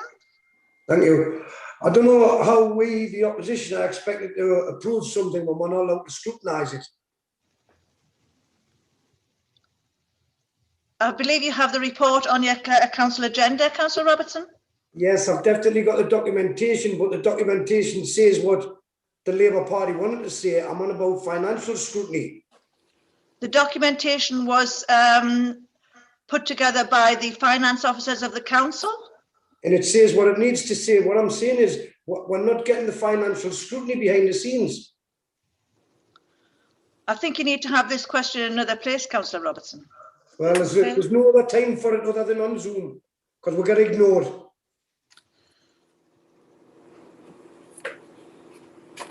Is the motion agreed? Oh, Councillor Roberts, you wish to speak, Councillor Roberts? Thank you, Mayor.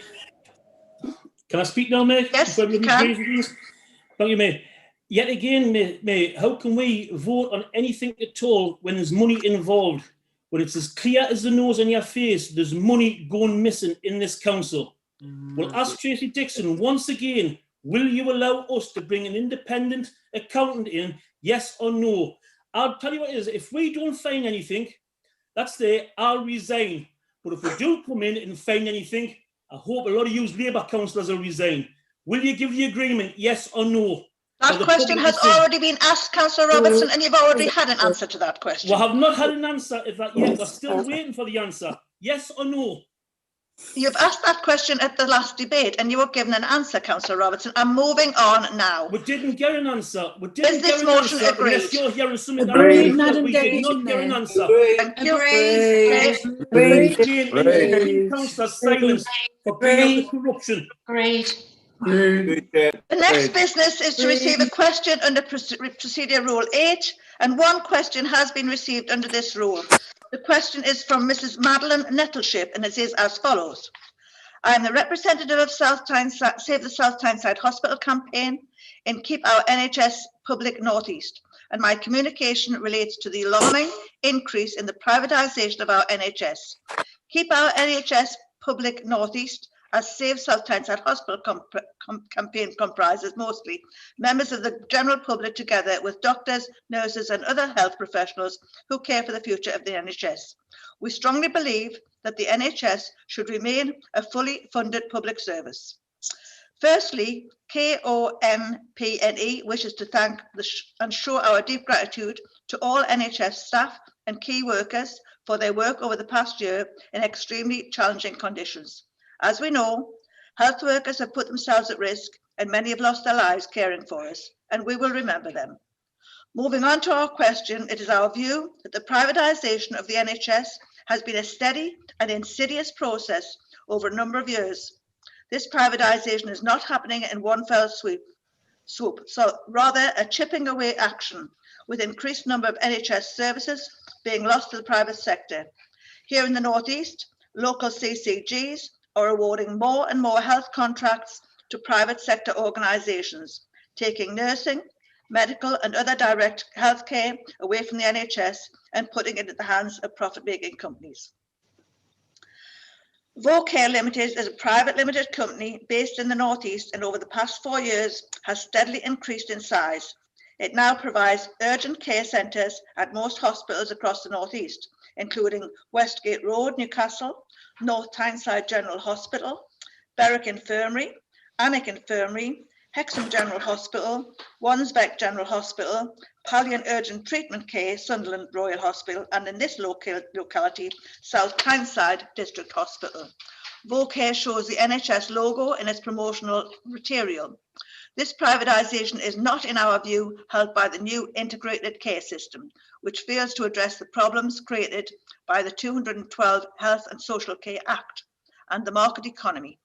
The long-term threat is obvious. This new mega integrated care system, which spans from Cumbria across to the North East and down to Whitby, will prove very attractive to multinational corporations. It is yourselves, the elected members of South Tyneside Council, who along with South Tyneside CCG are jointly responsible for the local arm of the integrated care system. As CCGs are under instruction from the NHS England, South Tyneside councillors sitting on the Health and Wellbeing Board and the Joint Health Scrutiny Committee provide the only democratic accountability within the local ICS. We are aware of the ongoing support of individual councillors for a publicly funded and publicly provided NHS, and we ask that you are on your guard against inadvertently colluding with what we see as the political decision to dismantle our NHS.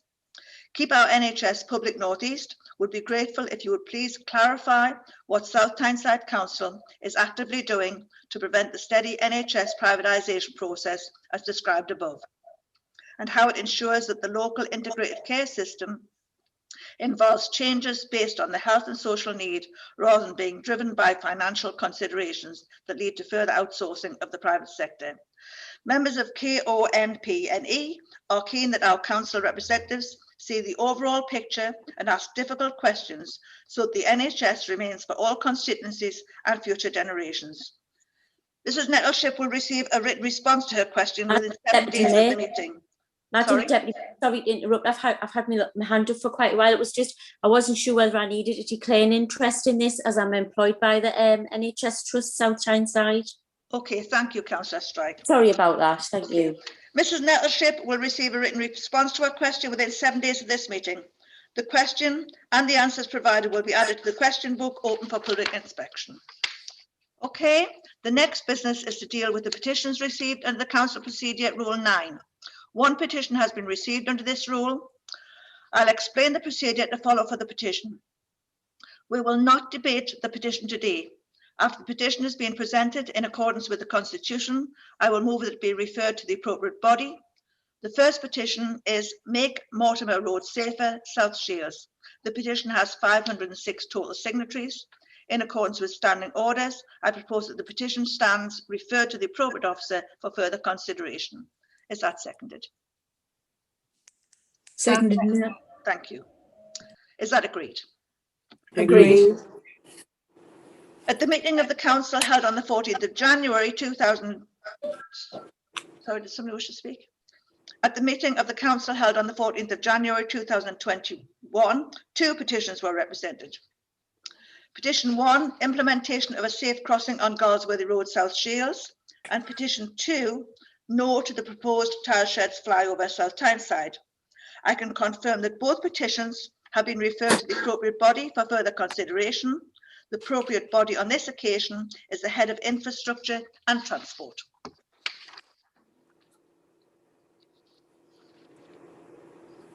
The next business is to receive motions under Procedure Rule 10. 5 motions are to be considered under this rule. I'll explain the procedure for the motions, and I will ask the proposer of each motion to move the motion, and she may speak up for 5 minutes. I would then ask whether the motion is seconded. The seconded may speak up for up to 3 minutes or reserve the right to speak later in the debate. Motion 1 has been submitted by Councillors Francis, Thompson, Robertson, Roberts and P. Milburn. Councillor Francis, please present the motion. Thank you, Madam Deputy Mayor. It's a little bit like deja vu all over again this evening, isn't it, with some of these motions on the agenda. This council's previously heard a very similar motion to this and some of the subsequent items in the past. And I make no apologies for revisiting this.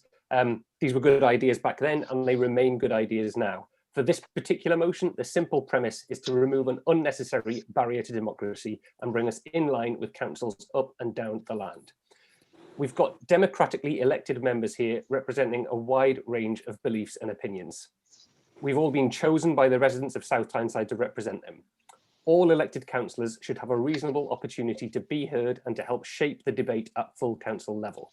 And this should apply whether a councillor is part of a large majority group, a smaller formal group, or an individual ungrouped councillor like myself. If we're concerned about inappropriate or questionable motions being tabled, the current constitutional requirements are not the solution. There are checks and balances in place. Obviously, a motion needs the support of a majority of members in order to be passed in a vote. It also needs to be deemed legal and acceptable before being tabled and accepted by the mayor. The requirement for 5 signatories is an unnecessary additional hurdle that many people see as an obstacle to free speech and an obstacle to democracy. Last time I spoke on this motion, I reeled off a long list of other councils that simply require a proposer and a seconder. And I've no intention of repeating that long list here, but will simply point out that we're out of step with our colleagues in other councils up and down the land. And the residents of South Tyneside could be forgiven for wondering why that is, and also for wondering who does this actually serve? Because it doesn't seem to serve the residents we're here to represent, it doesn't seem to serve the reputation of our council, and it doesn't serve truly representative democracy. I fully understand that issues like this might be steered to the Constitution Committee, but we've previously heard in the past that measures agreed by that committee had been disregarded by the previous leadership on the grounds that the committee was merely advisory. Since then, we've had a change of leadership and we've been assured that there will be a cultural shift. I was very pleased to see that the new leader, Councillor Dixon, identified that what's really important to us all is the trust of our residents. Today, we've got the opportunity to clearly show those residents that we are committed to honouring their choices. committed to a robust, healthy culture where challenge and debate help us to make the best decisions for our area. We're committed to making decisions that may not be politically convenient, but represent true democracy and best represent the people we were elected to serve. In the age of online meetings now, the eyes of the public are on us, perhaps more than ever. Let's be seen to be doing the right thing and to vote for this motion. Thank you. Thank you, Councillor Francis. I understand Councillor Thompson is going to second this motion. Yes, Councillor Thompson. Madam Mayor, seconded. I'd also like to speak if possible. Okay, that's fine. Thank you. I'd like to second this motion proposed by Councillor Francis. I, as Councillor Francis, won't repeat the long list of numerous local authorities where only a proposer and seconder is required to submit a motion. We've heard this before. It's a long list. I only ask that members today accept that this is normal procedure in many, many authorities. This being the case, and in the light of the well-reported change of culture promised by our council's new leader, Councillor Dixon, what better time than today, at full council, at a time when the council constitution is being updated? What better time could there be than now to give substance to the Labour group's aspirations of a cultural shift? Passing this motion today would speak volumes. Further, I ask that we don't defer a decision today. Under the previous Labour leadership of Ian Malcolm, this would have been referred to the Constitution Committee and the motion would simply fizzle out, a cop-out. Let's show today the first baby steps towards a real cultural shift. Thank you. Thank you, Councillor Thompson. I'm now opening it to debate. Yes. Okay, Councillor Atkinson. Thank you, Madam Deputy Mayor. What I would say to this is that, as members will recall, at the end of last year, we asked for suggestions to be brought forward with regards to any amendments to the Constitution. I think it was well recognised that the Constitution in its form was at times duplicitous, was ambiguous, was not fit for purpose. And so therefore, we have started, as Councillor Thompson knows because he serves on it, a Constitution Committee working group. And we are systematically going through the Constitution with the ambition of delivering a fit for purpose, robust Constitution to annual council in May.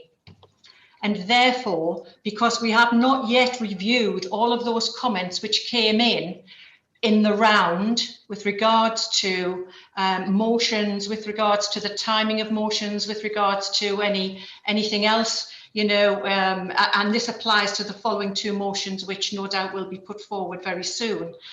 My suggestion is that this is referred to the Constitution Working Group, of which I chair, but is reflective of the political balance in the council. Thank you. Thank you, Councillor Atkinson. Councillor Robertson. Thank you. Councillor Atkinson's response there was just a Ian Malcolm response in disguise. We can make the decision tonight. The people are watching live, so why waffle and why delay? Thank you. Anybody else wish to speak? Councillor Hamilton. Sorry, I missed it. Councillor Hamilton. Yeah. I've no doubt I'm going to be in trouble for this, but I don't understand why we can't just make a decision on it. Why is anybody worried about having just two signatories on a motion? Why is anybody concerned? It's, you know, last week or the week before, Matt Hancock was in court for lack of transparency and lack of democracy. And I think all of us condemned him for that lack of transparency, that lack of democracy. Why are we doing the same thing? Why, I'm a Labour Party member, I'm a Labour councillor, I'm not a member of the Labour group, but I would never block democracy in any way, shape or form. It's not going to make it any more difficult for us. We can get them, you know, the opposition can get the motions on the agenda. 2 signatories. It's a lot less hassle for officers, and it just makes life simpler for everybody and much more transparent and open. And I didn't intend to speak on this, but I just don't see why we can't just do it. Anybody else like to speak?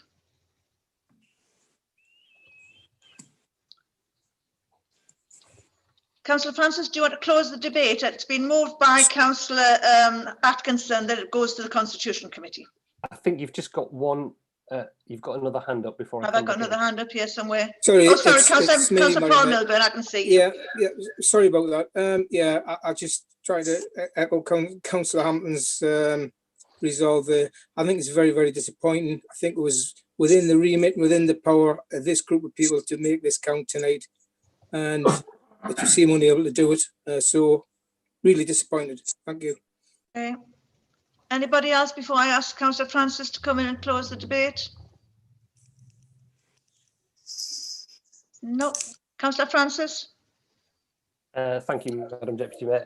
Yeah, we've heard it already. There's simply no reason, no good reason at all to delay this. There's nothing to be gained by taking it back out of the public arena, going through, you know, with all of the other many constitutional amendments. This is a very clear-cut thing, and there's no need to kick it into the long grass. Why put off till tomorrow something that we can get sorted right here, right now, tonight, in full view of all the residents watching this?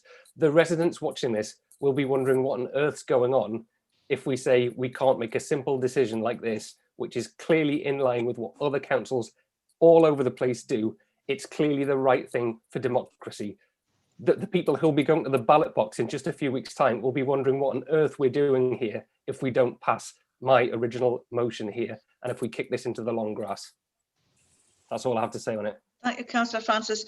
Well, we have a motion from Councillor Francis, which has been seconded by Councillor Thompson, and we have an amendment, if I can call it an amendment, from Councillor Atkinson saying that this should go to the Constitution Committee.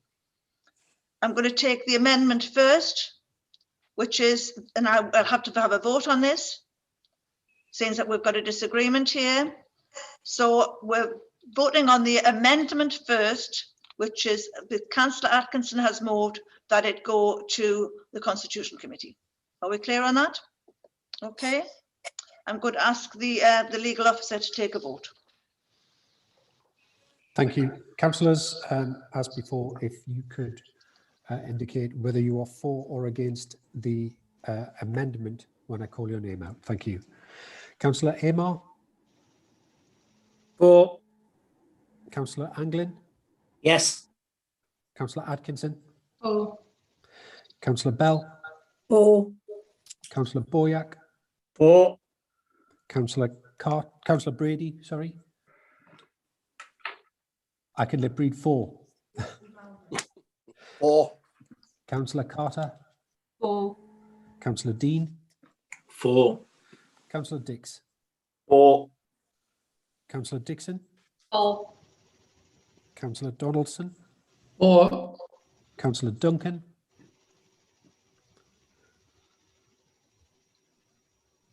Councillor Duncan, can you hear me? You're on mute, Councillor Duncan. I do apologise, Madam Mayor.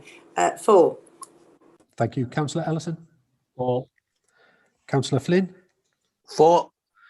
Councillor Foreman? For. Councillor Francis? Against. Councillor Gibson? For. Councillor Hamilton? Against. Councillor Hay?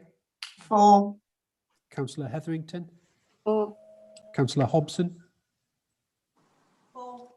For. Councillor Keegan? For. Councillor Kilgour? For. Councillor Maxwell? N. Maxwell? Councillor N.E. Maxwell? For. Councillor McCabe? For. Councillor McHugh? For. Councillor J. Milburn? For. Councillor P. Milburn? Against. Councillor Peacock? For. Councillor Porthouse? For. Councillor Proudlock? For. Councillor Purvis? For.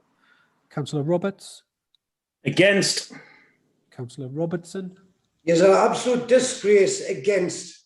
Councillor Smith. For. Councillor Strike. For. Councillor Taylor. For. Councillor Thompson. Against. Councillor Traynor. For. Councillor Walsh. For.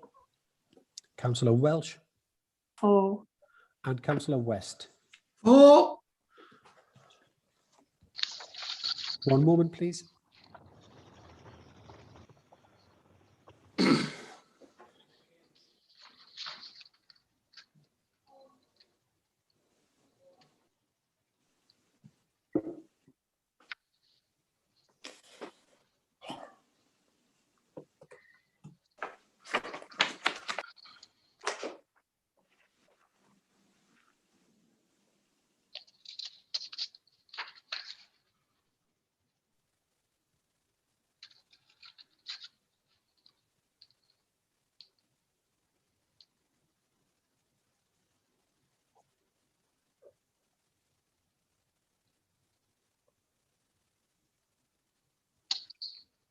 The voting for the amendment was 37 for, 6 against. Therefore, the amendment is carried. The substantive motion falls.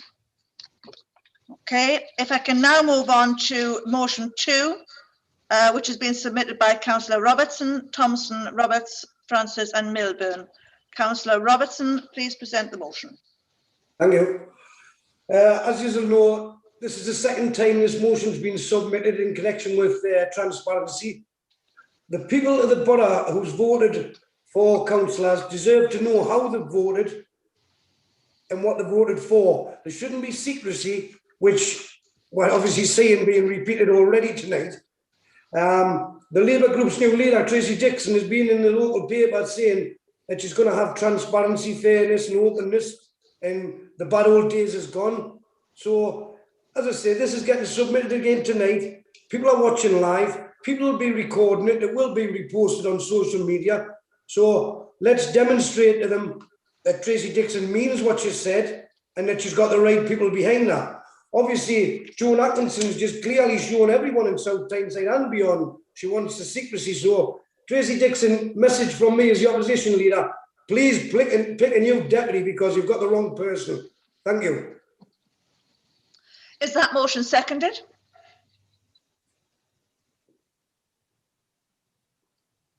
Sorry, Madam Mayor, seconded, yes.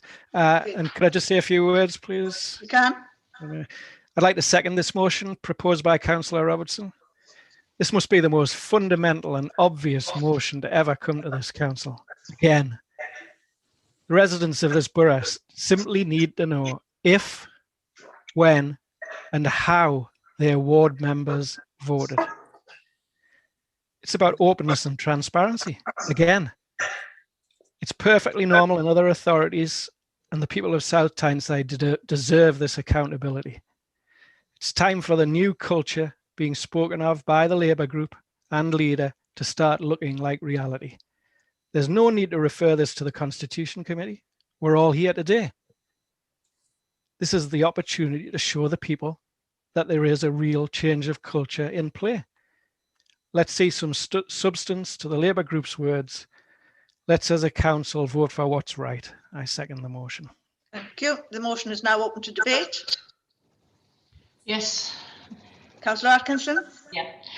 Okay, so we aren't all here tonight, firstly, and secondly, what we don't have here tonight are all of those suggestions that came in, as I alluded to in that first amendment, Deputy Madam Mayor, in as much as people have put in a number of suggestions with regards to this and many other aspects of the Constitution, and therefore I would like this to go to the Constitution Committee, and just remind members that the Constitution Working Group is actively meeting at the moment fortnightly, but likely to ramp up, as I said at the last meeting, and Councillor Thompson is a member of that and he knows that. So I would suggest that we amend that motion to go to the Constitution Working Group for thorough discussion in the round with other suggestions that have come forward. Thank you. Thank you. I have Councillor Roberts and Councillor Francis wishing to speak. Councillor Roberts. Thank you, Deputy Mayor. Could I just ask the leader of the Labour Council, has anything changed since the departure of Ian Malcolm? And could I also ask Councillor Atkinson why she doesn't want transparency and openness? Is it because her company Borough took £100,000 out of this council for her own company? Thank you. Councillor Francis, who wishes to speak? Thank you, Madam Deputy Mayor. First thing I'd like to say, just regarding Councillor Atkinson's comments, the other suggestions that might have been made simply aren't the things that we're here to debate right now. Then they're not on the agenda, but this is. So that's a simple procedural issue. And regarding the fact that some members may not be here, that's always the case. Decisions can only be taken by those people that are present to vote. That's the same in a local election, in the Police and Crime Commissioner election. It's the people who show up to vote that get a say. The people that don't. I don't see a single justification for any elected councillor to try and hide how they voted on a particular issue. We're elected by the residents to serve the residents, and we are accountable to the residents. I was staggered when a similar motion to this was voted down in 2019. And I know for a fact this led to a loss of trust with residents and potentially a loss of votes for the ruling party.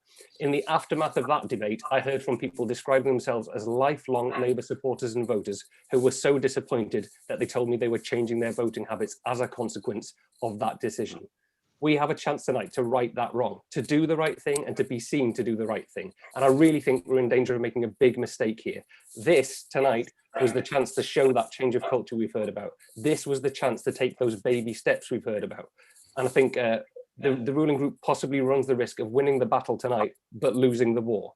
We're doing exactly this with named votes right now at every virtual council meeting. There's nowhere to hide in this arena. We're doing it that way already. Nothing bad is happening as a result of being held accountable for the decisions that we're taking on behalf of local people. It makes no sense to kick this into the long grass. It will not go down well with the public. It's not the right thing to do. Please vote for this motion. Thank you, Councillor Francis. Councillor Robertson. Thank you. Again, a live public message from the opposition leader to the leader of the council. You've asked to work with, we've tried to work with you. I don't think I've really acted myself towards you. This can be a better future if we can prove and show that Ian Malcolm isn't pulling the strings. And I repeat, please pick a deputy leader that wants to work for the people, not the few. Thank you. Thank you. Anybody else wish to speak? Yes, Madam Deputy Mayor. Thank you, Councillor Dixon. Yeah, obviously I'm listening to the debate this evening. When I came into the leadership, I did say that I wanted to work collectively with elected members, with our businesses and for our residents. And tonight, listening to the motions that is being proposed, there is a full review of this Constitution Committee that will be coming back to full council once completed. Now, it is getting scrutinised with a fine-tooth comb, Madam Deputy Mayor. And whilst I appreciate the comments from Councillor Robertson and Councillor Roberts and Councillor Francis and Councillor Thompson, I've taken on board what they are actually saying. Things change, but they don't change at the pace that some people want them to change at, unfortunately, at the pace that they're wanting it to be at. But what I can give reassurance to Council this evening is that these motion, well, the second motion, including the first one, will be scrutinised, and Councillor Thompson sits on that Constitution Committee and he does make representation, Madam Deputy Mayor. And that's my comments. Point of Councillor Roberts, I'll allow information. you to come quickly back and then we're going to take a vote. Point of information, Madam. Oh, sorry. I've just got Councillor Robertson and then I'll bring you in, Councillor Thompson. Thank you. Thank you, Madam Mayor. I understand what the leaders just said about the first motion, but my motion, as was said before, we're doing it at every Zoom meeting anyway. We're voting for the public to see.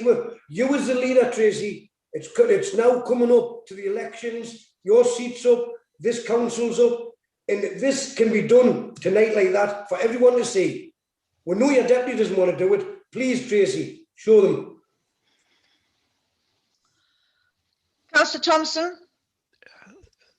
Thank you, Madam Mayor. Just a point of information in relation to Councillor Dixon's comments about me being present in the Constitution Work Group. I think people need to know that I am the sole non-Labour participant in that group. Thank you. Thank you, Councillor Thompson. Is there anybody else before I close this debate? Chair, could I just raise a point of order, Councillor Flynn, on that last comment? Of course, Councillor Flynn, yes. Chair, while it's true, Councillor Thompson is one individual on that committee, I've yet to see anything he suggested be refused by the majority of that committee. Thank you, Councillor Flynn. Okay, I'm going to close this. Sorry, Councillor Milburn, Councillor P. Milburn. Thank you, Madam Mayor. Yeah, just to reiterate, I think we've missed, if this goes to form, I think we've missed a really good opportunity tonight. And I hear the reasons for the amendment, etc., but I don't hold with them, I'm afraid. It's I think we've missed, it's an opportunity missed from the ruling Labour group tonight. Thank you. Okay, thank you. Okay, we've had a debate on this and we have an amendment that it goes to the Constitution Committee. We're going to take a vote on this and I will ask the legal officer to take that vote. Thank you. Same as last time, members, if you could indicate whether you are for or against the proposed amendment. Councillor Amar? For. Councillor Anglin? I'm for it. Councillor Atkinson? For. Councillor Bell? For. Councillor Boyack? For. Thank you. Councillor Brady? For. Councillor Carter? For. Councillor Dean? For. Councillor Dix? For. Councillor Dixon? For. Councillor Donaldson? For. Councillor Duncan? Sorry, yes, for. Councillor Ellison? For. Councillor Flynn? For. Councillor Foreman? For. Councillor Francis?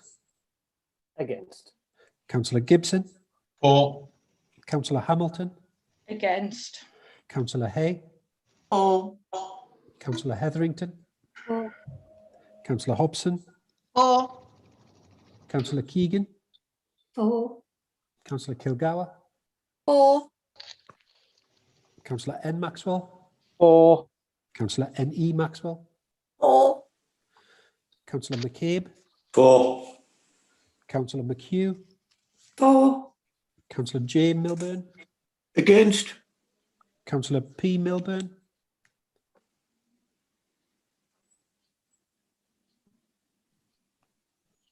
Councillor Milburn?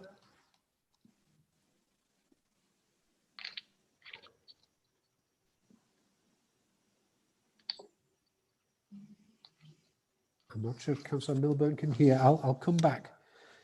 Councillor Peacock? For. Councillor Porthouse? For. Councillor Proudlock? For. Councillor Purvis? For. Councillor Roberts? Against. Councillor Robertson? Is a disgrace. Against. Councillor Smith? For. Councillor Strike? For. Councillor Taylor?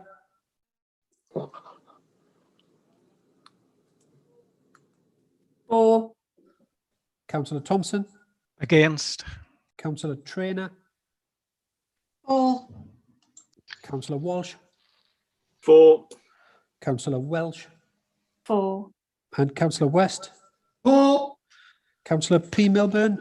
We didn't hear your vote. Councillor Milburn, can you hear?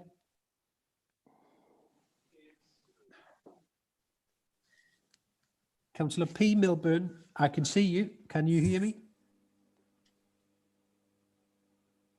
Councillor Milburn, can you hear? You obviously can't hear the... I've lost all the audio. I can't hear anything. For or against? He's not, he can't, he's lost his audio. Oh, I'm getting you back. I can hear you, Gladys. Thanks. Okay, are you for or against the amendment, Councillor Milburn? I'm against. Thank you. Okay, Cheers. thank you. Thank you. One moment.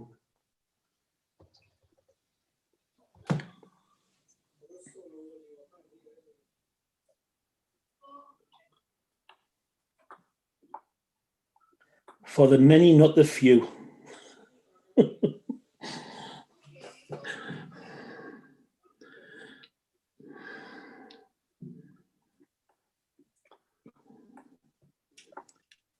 Saving your piggy banks.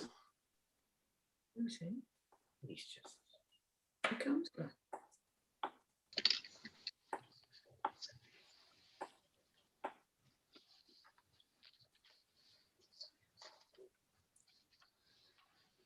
Okay, we have 36 for the amendment and 7 against. The amendment is carried, the substantive motion falls. If we can move on to motion 3, which has been submitted by councillors Thompson, Francis, Robertson, Roberts and Milburn. Councillor Thompson, will you move the motion? Thank you, Madam Mayor. I'd like to propose this motion today, a motion which was accepted by the previous Labour Group leader, Ian Malcolm, and the Constitution Committee to my face, but subsequently, and at the last minute before coming to council, reneged on. It was an important motion when considered over a year ago. Today, it's even more important. It's normal practice to allow digital signatures from members when submitting a motion. Normal in many other authorities, normal in modern day business. The requirement in our constitution for physical signatures was always seen by opposition members as the Labour group being obstructive. On the surface of things, it doesn't seem to be a significant problem. Collecting physical signatures, in reality, it has caused many problems with opposition councillors in finding common and convenient times to meet for consideration of motions and having to do this quickly so signatures are made during a particular meeting. This has in the past led to the opposition not being able to submit scheduled motions. And now today, in the midst of a pandemic, we're expected to meet up together to attain physical signatures. If ever our constitution needed to address something that is antiquated and obstructive, whilst being not fit for purpose during a pandemic, this is it. It's an obstacle to democracy, it's easily corrected, and it's unsafe. I hope today we can take the simple yet significant step of voting through this motion. This doesn't need to be referred to the Constitution Committee. As said before, we're all here, and this needs to change today, if only for COVID implications. Thank you. Thank you. Is that motion seconded? Madam Deputy Mayor, it's Councillor Francis here. I would Thank like you, to second the Councillor motion, Francis. but reserve the right to speak later in the debate. Okay, thank you. Does anyone wish to speak on this debate? As you might guess, Madam Deputy Mayor, it's me again.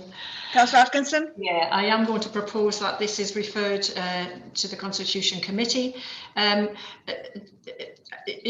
you know, for the previous reasons. In other words, it'll be looked at the round, but also for me, there's some, you know, something to be considered with regards to the checks and measures and the authenticity, and with regards to electronic signatures. I seem to remember that we had an issue with a motion that the opposition put in last year where a signature was included which wasn't authentic. So I think, you know, this is something which just needs to be ironed out. So what you know, how can we be assured that signatures on any document which are electronic are actually authentic? So for that reason, I'd like to set the amendment so that this is referred to the Constitution Committee and the working group to be considered in the round with the other motions and other suggestions which have come forward. Thank you. Councillor Hamilton? Thank you, Councillor Atkinson, for referring to that motion, because it was my signature that was put on a motion incorrectly. I went on holiday in August 2019. When I returned, my signature was on a motion. I found out about this when somebody posted on social media that I had signed a motion. I clarified that I hadn't, but was called a liar told to go to Specsavers, and numerous other things were said about me when I had not signed that. I referred straight to Democratic Services and Legal Services. At the time, the interim monitoring officer, who has now left, confirmed to me that my signature had been put on in error as a copy and paste from one motion to another. I requested that a change was made, and that the change that myself and the interim monitoring officer agreed was that if somebody signed a motion electronically, they would send a confirmatory email to a relevant officer confirming that it was their signature. There is no dispute with that whatsoever. That is the proposal that was put to Constitutional Committee and agreed by Constitutional Committee until it was brought to Council at the last minute and changed. It was me that was affected by that, nobody else. Nobody else. Now, because my position has changed over the last 2 weeks, I am now in a shielding category. This means if I want to sign a motion, I can't. If I want to submit a motion, I can't, because I can't walk into the town hall and do that. I can't meet with somebody outside of my family to do that. So if you don't allow this through today, a simple, straightforward, I email a relevant officer and say, yes, I am supporting that motion, then you are not only denying my voice, but you are denying the voice of every single person who has ever voted for me and every single person that I represent. It might sound like I'm getting upset here, and I am. I'm getting very upset because I don't think it's fair that me and my residents are denied the right to have a vote because somebody won't allow a simple electronic signature that is accepted in law. And by the way, those people who called me names and called me a liar and haven't apologised are sitting in this meeting now. They're Labour councillors and they have refused to apologise for calling me a liar when I did not sign that motion. And we're talking nearly 2 years later and they still haven't withdrawn those comments. So you can understand why I'm upset. The chief whip at the time told me he would make sure it happened, and it didn't. You can understand why I'm upset. I suggest that you support this motion, because if you don't, you're denying a voice to every single resident in this borough, because any of you could be shielding tomorrow. Thank you, Councillor Hamilton. Councillor Robertson. Thank you. Again on Councillor Atkinson's comments there. I mean, you know, Ian Malcolm ruined the council, smashed it to pieces, and I think Councillor Atkinson's come to finish the job off. Thank you. Anybody else wish to speak? No? We have a motion and we have an amendment to move it to the Constitutional Committee. Sorry? Madam Deputy Mayor, Oh, sorry, I Councillor reserve Francis, the did right you to wish? speak. You do, I yeah, reserve yeah. the right to speak later. Okay. Yeah.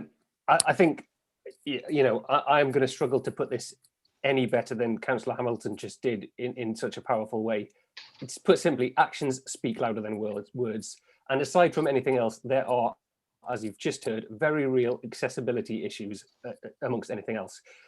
With regard to security and signatures, a confirmatory email to agree consent is arguably much more secure than a written signature, because that would be sent using the secure electronic devices that all of us use to deal with casework that includes confidential and sensitive data of our residents. There's nothing more secure than that. You can sign a mortgage agreement digitally.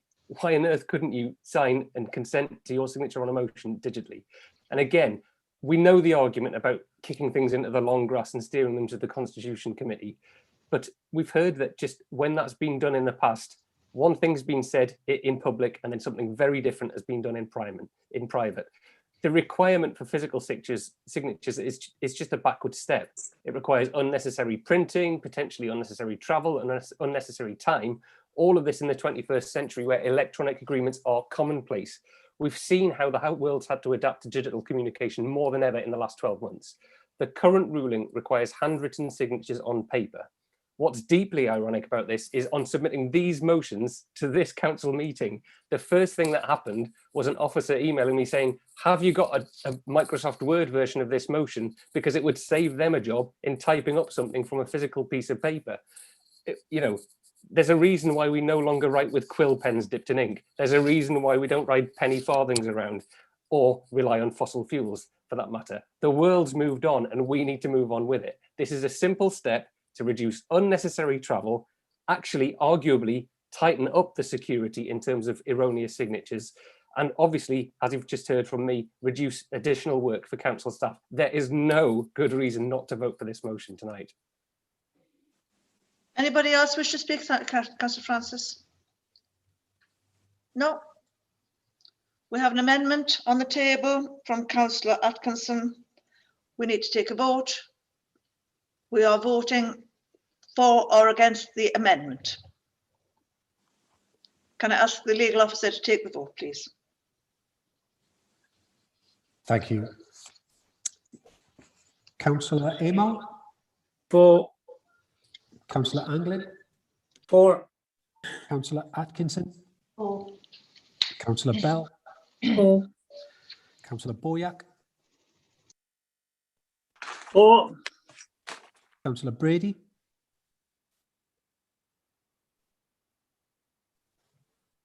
For. Thank you. Councillor Carter? For. Councillor Dean? For. Councillor Dix?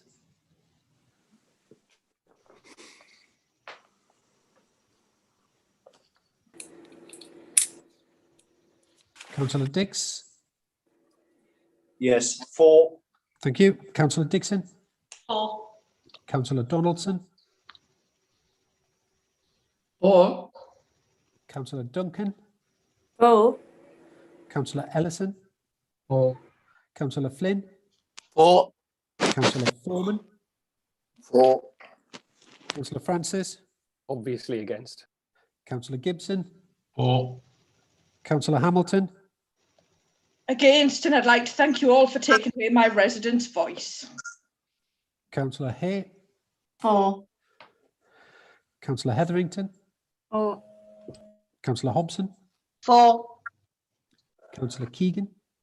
For. Councillor Kilgour? For. Councillor N. Maxwell?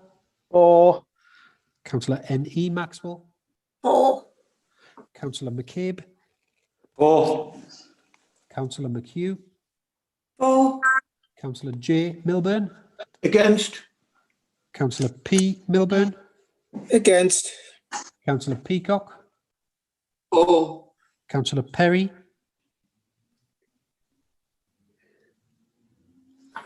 Is not here. Councillor Porthouse? For. Councillor Proudlock? For. Councillor Purvis? For. Councillor Roberts? Totally against. Is that all a disgrace? Hang your heads in shame, every one of you lot. Councillor Robertson? Vote independent, drain the swamp. Against. Councillor Smith? For. Councillor Strike? For. Councillor Taylor? For. Councillor Thompson? Against. Councillor Traynor? For. Councillor Walsh? For. Councillor Welsh? For. Councillor West? For. Thank you. One moment.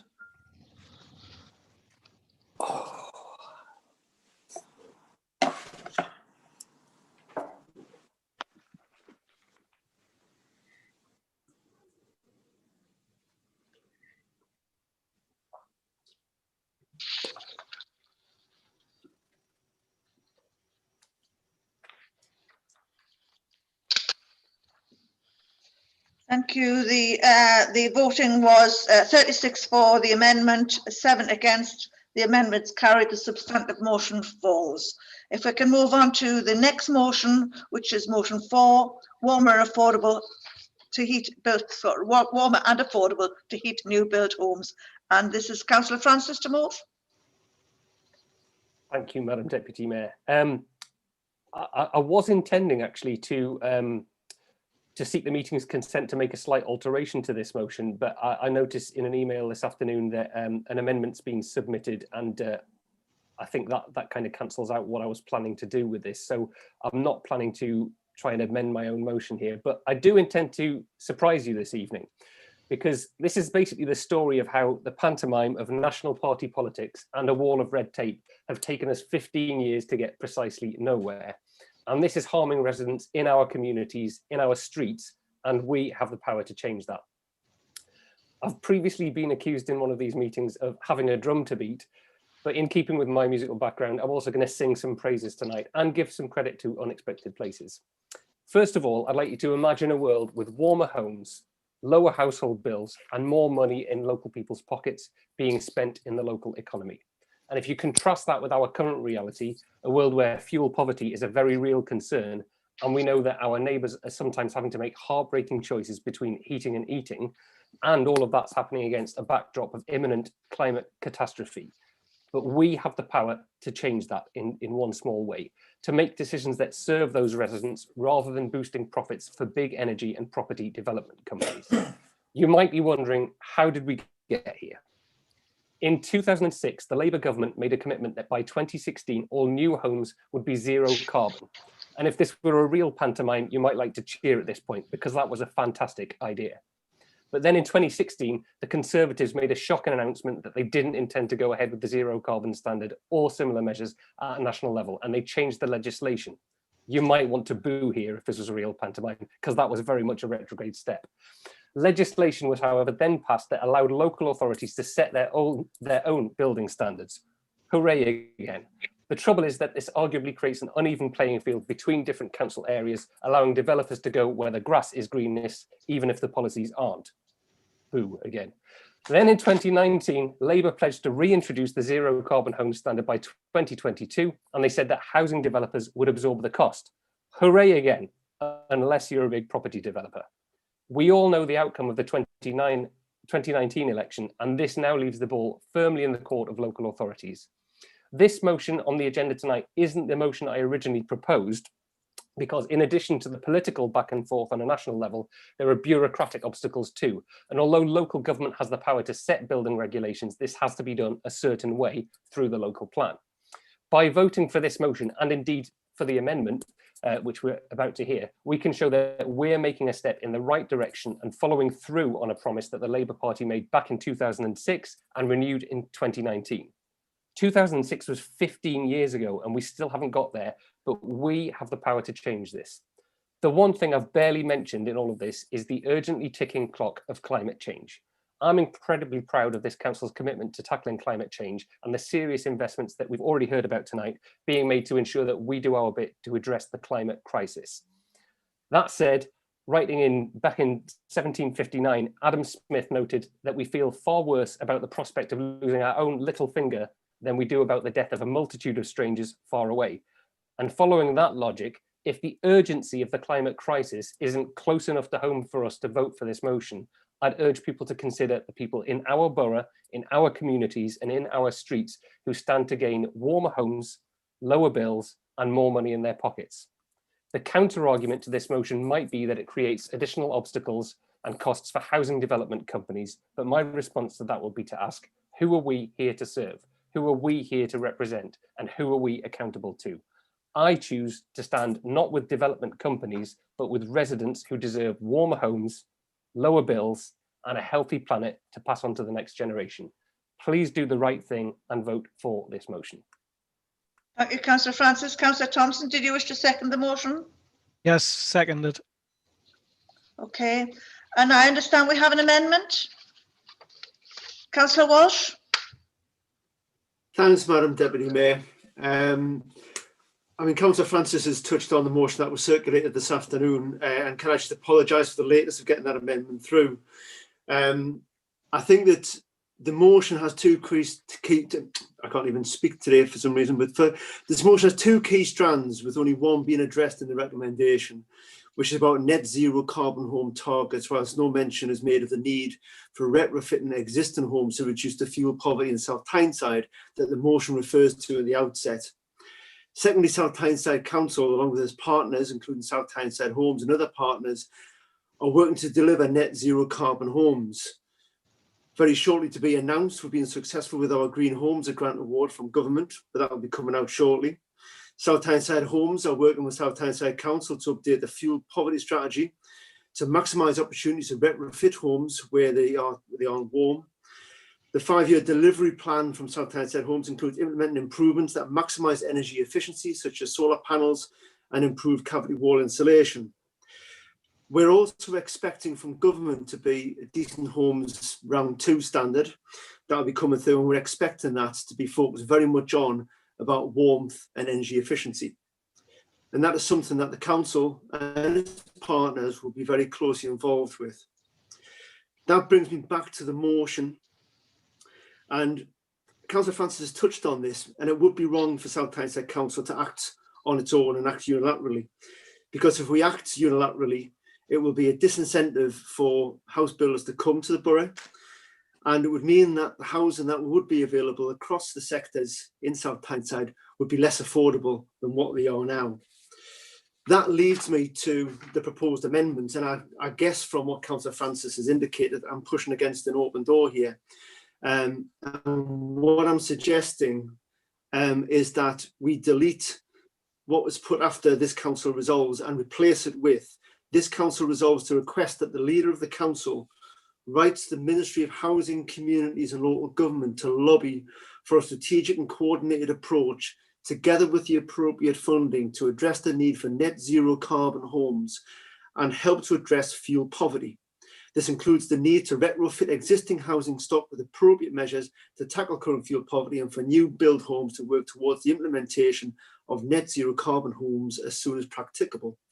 Further, we ask officers to explore with colleagues in other North East local authorities what options are available to develop a regional response for sustainable net zero carbon homes for the future, and options for retrofitting in existing housing stock.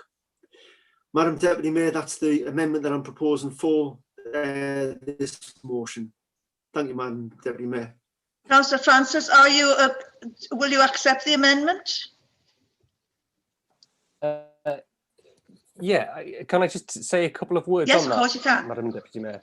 Yeah, I mean, I think it's great to see the inclusion of retrofitting in this. I originally had intended to try and tackle that in a separate motion, partly because, if I'm honest, there is sometimes a trend of Labour councillors voting down things that I might propose to the council. So I felt it wise to try and separate the two things out. But it's great to see that added in, and obviously you mentioned on-site renewable generation as well, which I think is a key part of the picture here. And I think it's really important to work in partnership with our neighbours in other local authorities in the area. I'm just keen to make sure that this results in positive change actually happening. And I know that the resolutions here aren't particularly firm commitments, but I'm keen that whatever happens in terms of the voting on this, we end up doing good rather than just sounding good. I think that is a really key thing. And so, yeah, I'm more than happy to myself urge everyone to vote for the amended motion tonight. Okay. Councillor Thompson, as a second, are you happy to accept the amended motion? Yes, happy to accept. Thank you. Okay, thank you. Are we all agreed then on the amended motion? We don't need a vote on this? Agreed. Agreed. Okay, thank you very much for that. Agreed. Okay, well, the next item is motion 5 on fair tax.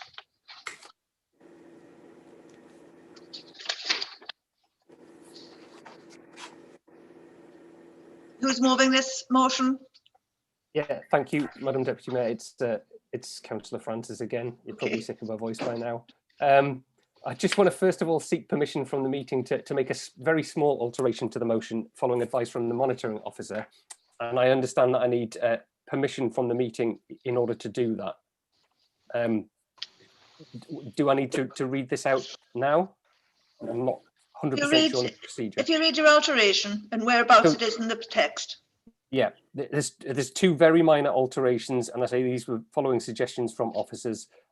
So the first one is in the resolutions, in resolution 4, it's simply to insert one word. So the amended version would read, this council resolves to not use offshore vehicles for the direct purchase of land and property, especially where this leads to reduced payments of stamp duty. So it's just the insertion of the word direct.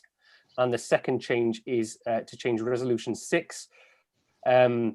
so that it would read, demand clarity on the ultimate beneficial ownership of suppliers and their consolidated profit and loss position for procurements which involve a full tendering process. So the change there is for procurements which involve a full tendering process. So those are the two minor textual amendments I'm seeking to make. Thank you, Councillor Francis. Is this seconded? Seconded, Madam Mayor. Thank you. Does anyone wish to speak to the report? I would like to speak on the motion as a whole. If you would, yes, carry on. Yeah. So yeah, I'll start by making a kind of a confession, really, in true support group style. My name's David Francis, and I'm a happy taxpayer. I'm a proud taxpayer. I'm proud to pay my fair share of taxes, because taxation pays for so many of the things that benefit our communities. The last 12 months have seen us living through a time of national and international crisis, and it's at times like this that we really see the value of our public services, our NHS, our emergency services, teachers, armed forces, police. The list goes on and on and on, and that's just the tip of the iceberg. But all of those things rely on taxation and adequate funding so that they are there when people need them. Councillors across the UK work hard to serve their local communities and help direct the delivery of essential public services. And by signing up to the Councils for Fair Tax Declaration, councils demonstrate their values and promote responsible tax conduct by leading by example on their own tax conduct, demanding greater transparency from suppliers, and calling for more meaningful powers to tackle tax avoidance among suppliers when buying goods and services. Research commissioned by the Fair Tax Mark revealed that between 2014 and 2019, a huge 17.5% of UK public procurement contracts with a combined value of £37.5 billion were won by businesses with connections to tax havens. Polls show that 2/3 of the public believe that government and local councils need to consider a company's ethics and how they pay their taxes, as well as value for money when undertaking procurement. I believe that we as a council have the power to lead by example and make sure that businesses pay their fair share, just as our residents do. And I just ask the simple question, if we're not for fair tax, what on earth are we for? At a time when even the Conservative government are making noises around increasing corporation tax, what message would it send for this Labour-led council to vote against a motion like this, letting businesses off the hook simply because they've got the luxury of expensive lawyers, accountancy firms and offshore vehicles to avoid paying their fair share? Like the previous motion, I like to think of this boiled down to the big picture, simple level, and this is a question of who you choose to stand with. Do you choose to stand with the residents who rely on adequately funded services paid for by taxation, or do we stand with those who try and do their best to take what they can from the system and seek to avoid paying their fair share? Please stand with me, with our public services and with our residents, and vote for this motion. Thank you. Thank you, Councillor Francis. Anybody wish to speak to this report? Councillor Thompson? Thank you, Madam Mayor. In seconding this, just like to say a few words. I'll be brief. Few of us like tax. Most of us appreciate the necessity of taxation. There's often an imbalance on taxation between business and the working man. This needs to be addressed. As a council, having a fair tax policy where business provides transparency in regard to their tax payments is our way of addressing that imbalance. I hope we can vote this motion through today. Thank you. Thank you, Councillor Thompson. Anybody else would like to speak to the report?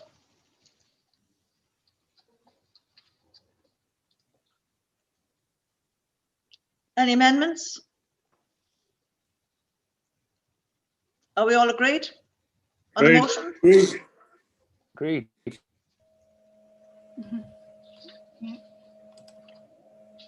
Agreed? Agreed. Agreed. Agreed. Agreed. Agreed. The next item is the Chairman's urgent item. The Mayor's agreed to have this item to be considered as a matter of urgent business. Update of the Standards Committee held on 19th of February. Before this item is presented, as I previously mentioned under the declarations of interest, I have declared an interest in this item, so I will leave the meeting during the discussion and we will have to appoint a chair. Move Councillor Joan Atkinson as chair. That's seconded. Councillor John Robertson as chair. That's all right.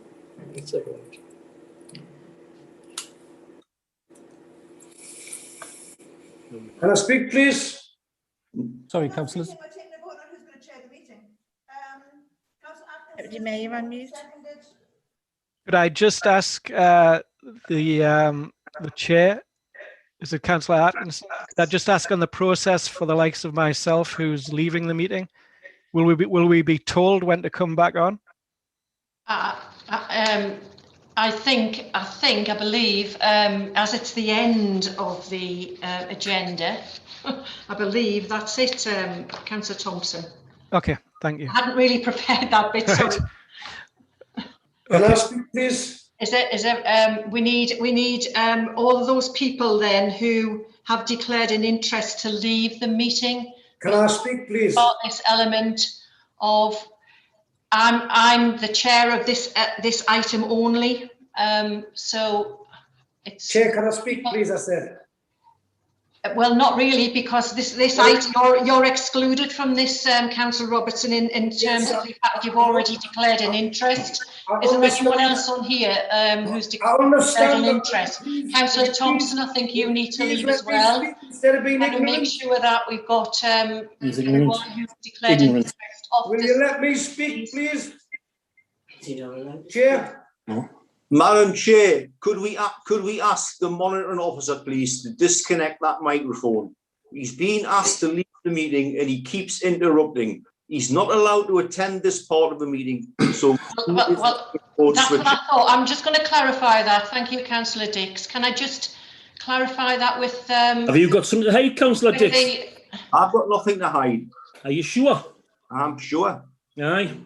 Chair, if you let me speak, I'll leave the meeting after I've spoken. No, there's no bargaining going on. I'm the chair for this part of the meeting, and I've been asked to ensure that everyone who's declared an interest in this particular item leaves the meeting before I start. So therefore, I need yourself, and I need Councillor Thompson, Councillor Kilgour, Councillor Hetherington, Councillor Hobson, who's already left. I'm just looking around the screen to see who else. I need some help from Democratic Services. Can you please remove the people from the meeting who've already declared an interest? You signed the complaint. Can you please mute and remove the people from the meeting?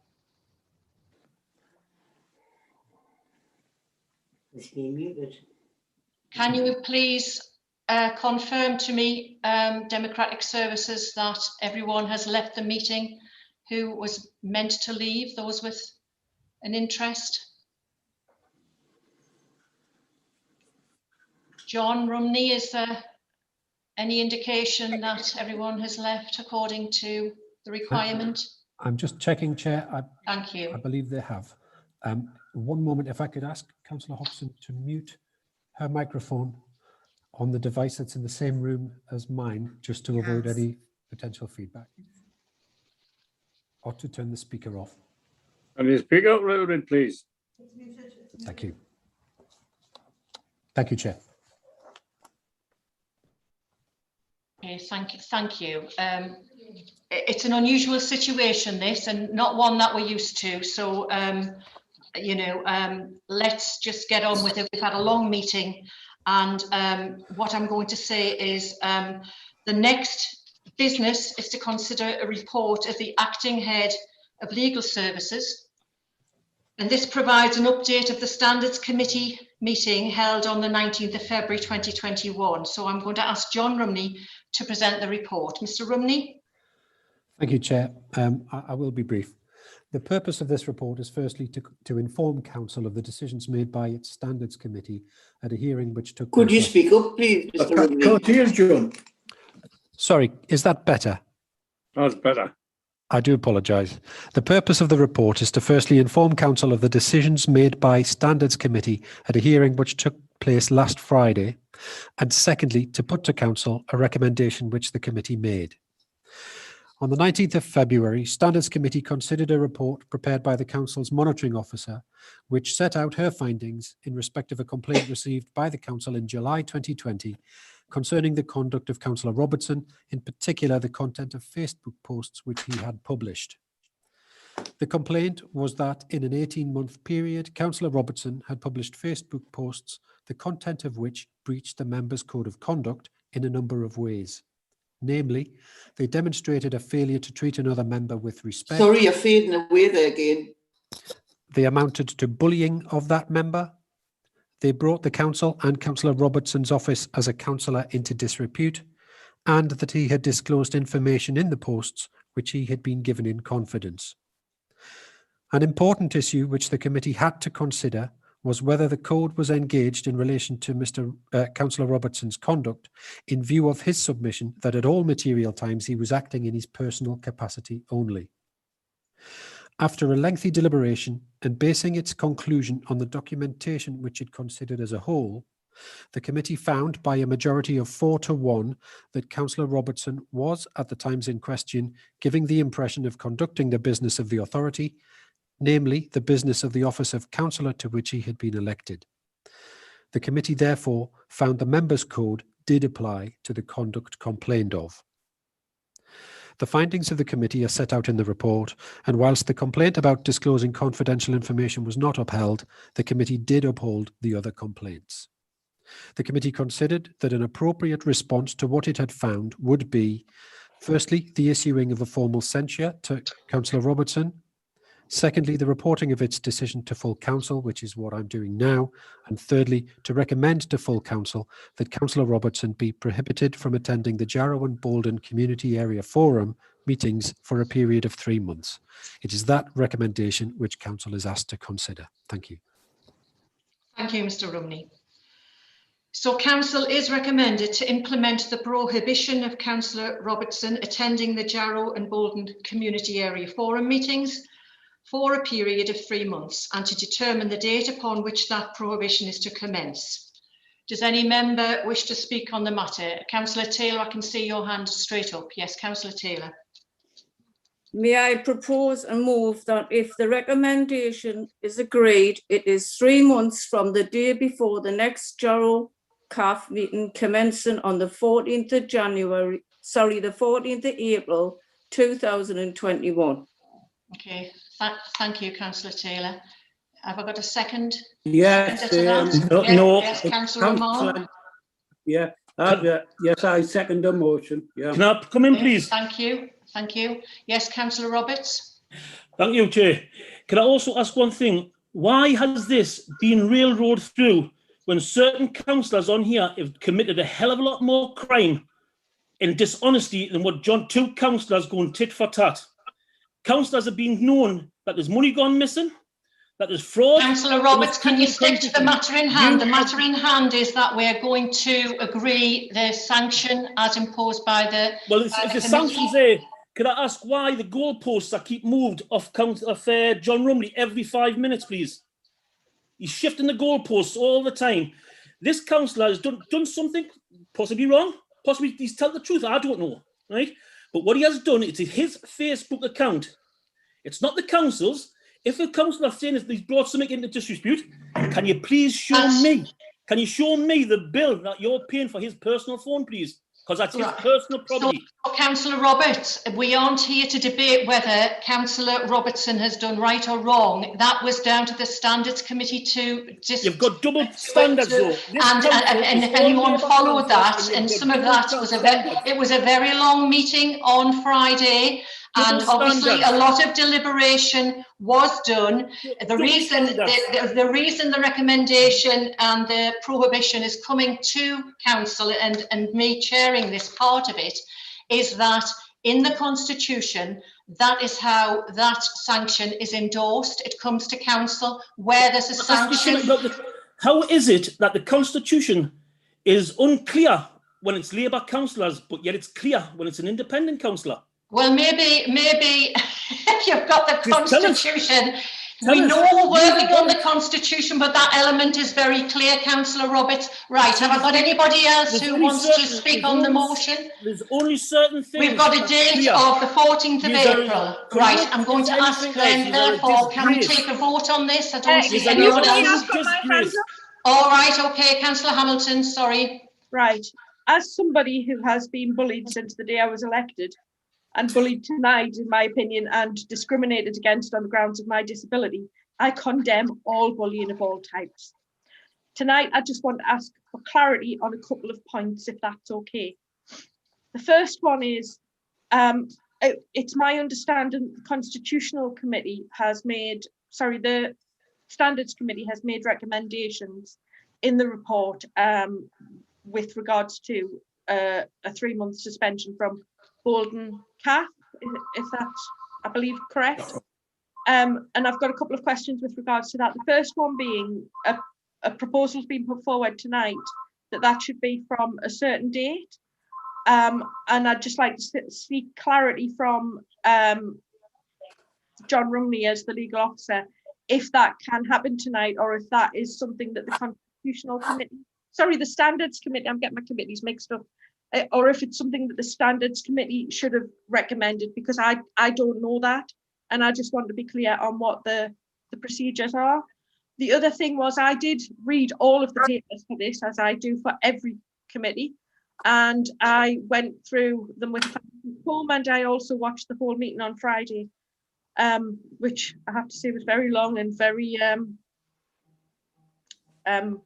complex at times, which is why I'm asking this question as well. And it's stated in the report from the investigating officer, it stated that the options for what the punishment could be. And I noticed that one of the options was suspending from a committee, but it did state in that it was with the councillors' group's permission. Now, I know that the CAF is a forum.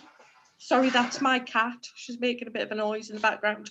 I apologise for the cat. I know that the CAF is a forum, but it's listed on the council's website as a committee. So again, I'm just seeking clarity on whether it's classed as a committee, and if it's not a committee, how the public know that it's not a committee. And if it is a committee, has his group been asked and have they agreed to it?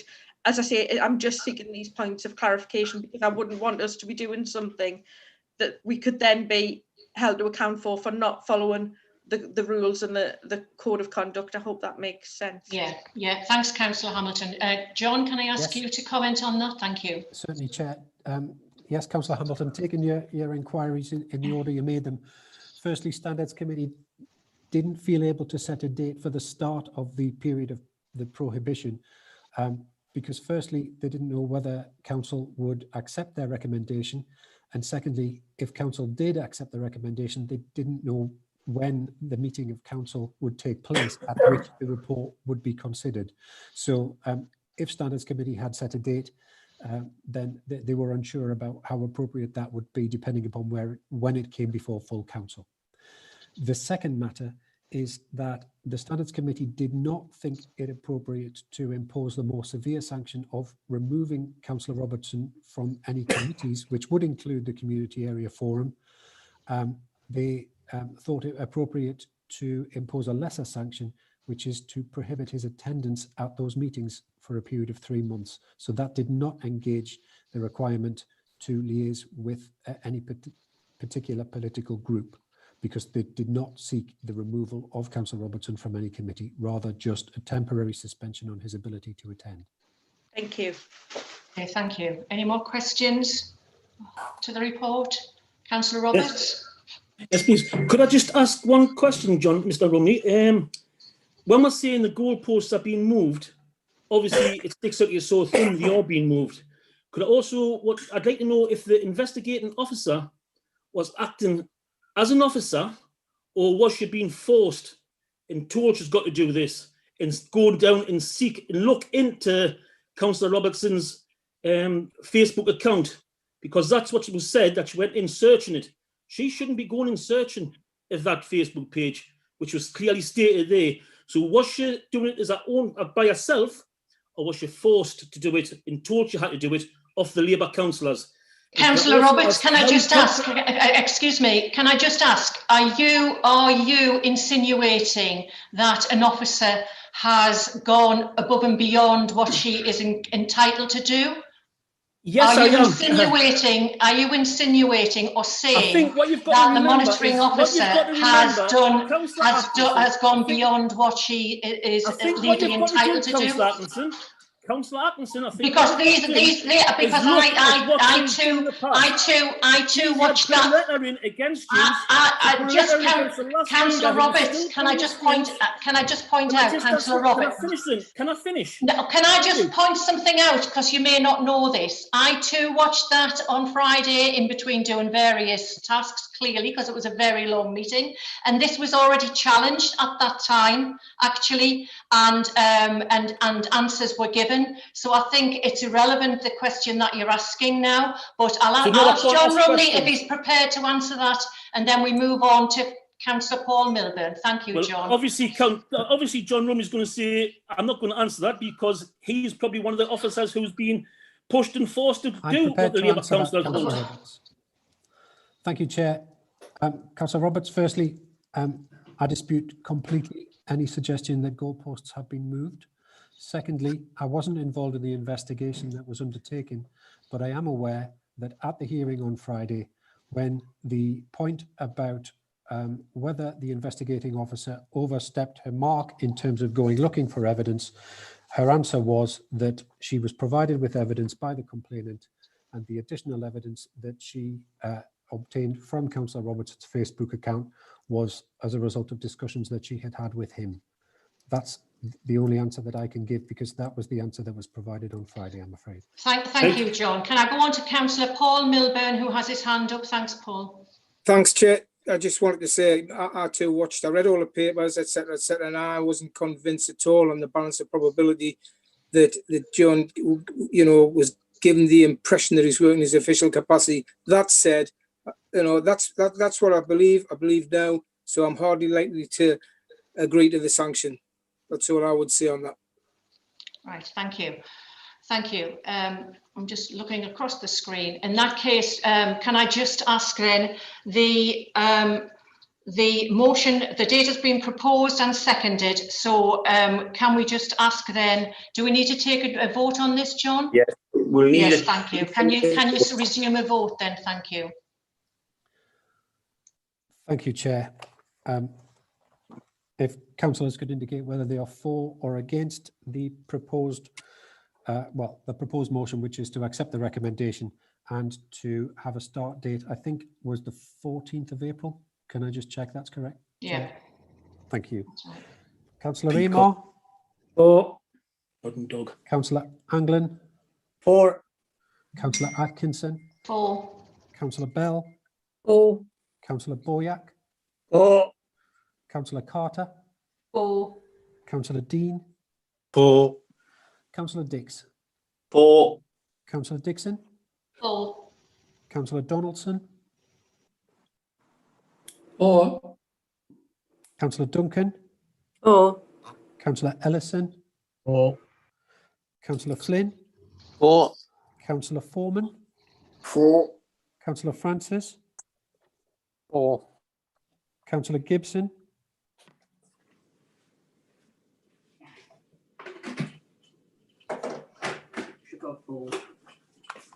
Councillor Gibson? Can you hear me? For. Thank you. Councillor Hamilton? For. Councillor Hay? For. Councillor Hetherington has withdrawn. Councillor Hobson has withdrawn. Councillor Keegan? For. Councillor Kilgour has withdrawn. Councillor Maxwell? For. Councillor N.E. Maxwell? For. Councillor McCabe? For. Councillor McHugh? For. Councillor J. Milburn?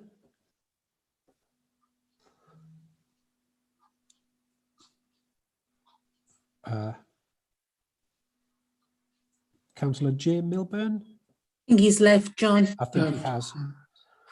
Councillor P. Milburn? Against. Thank you. Councillor Peacock? For. Councillor Porthouse? For.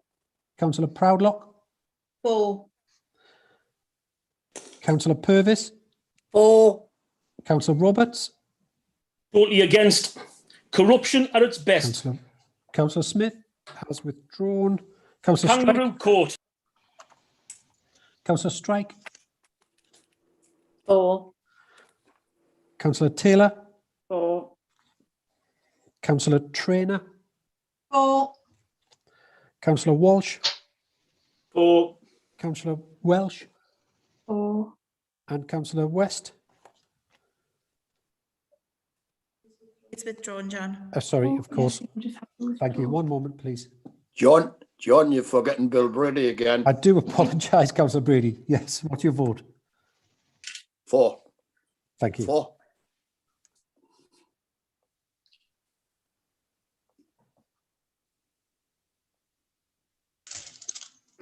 No really count, John. Everybody knows you've hung him.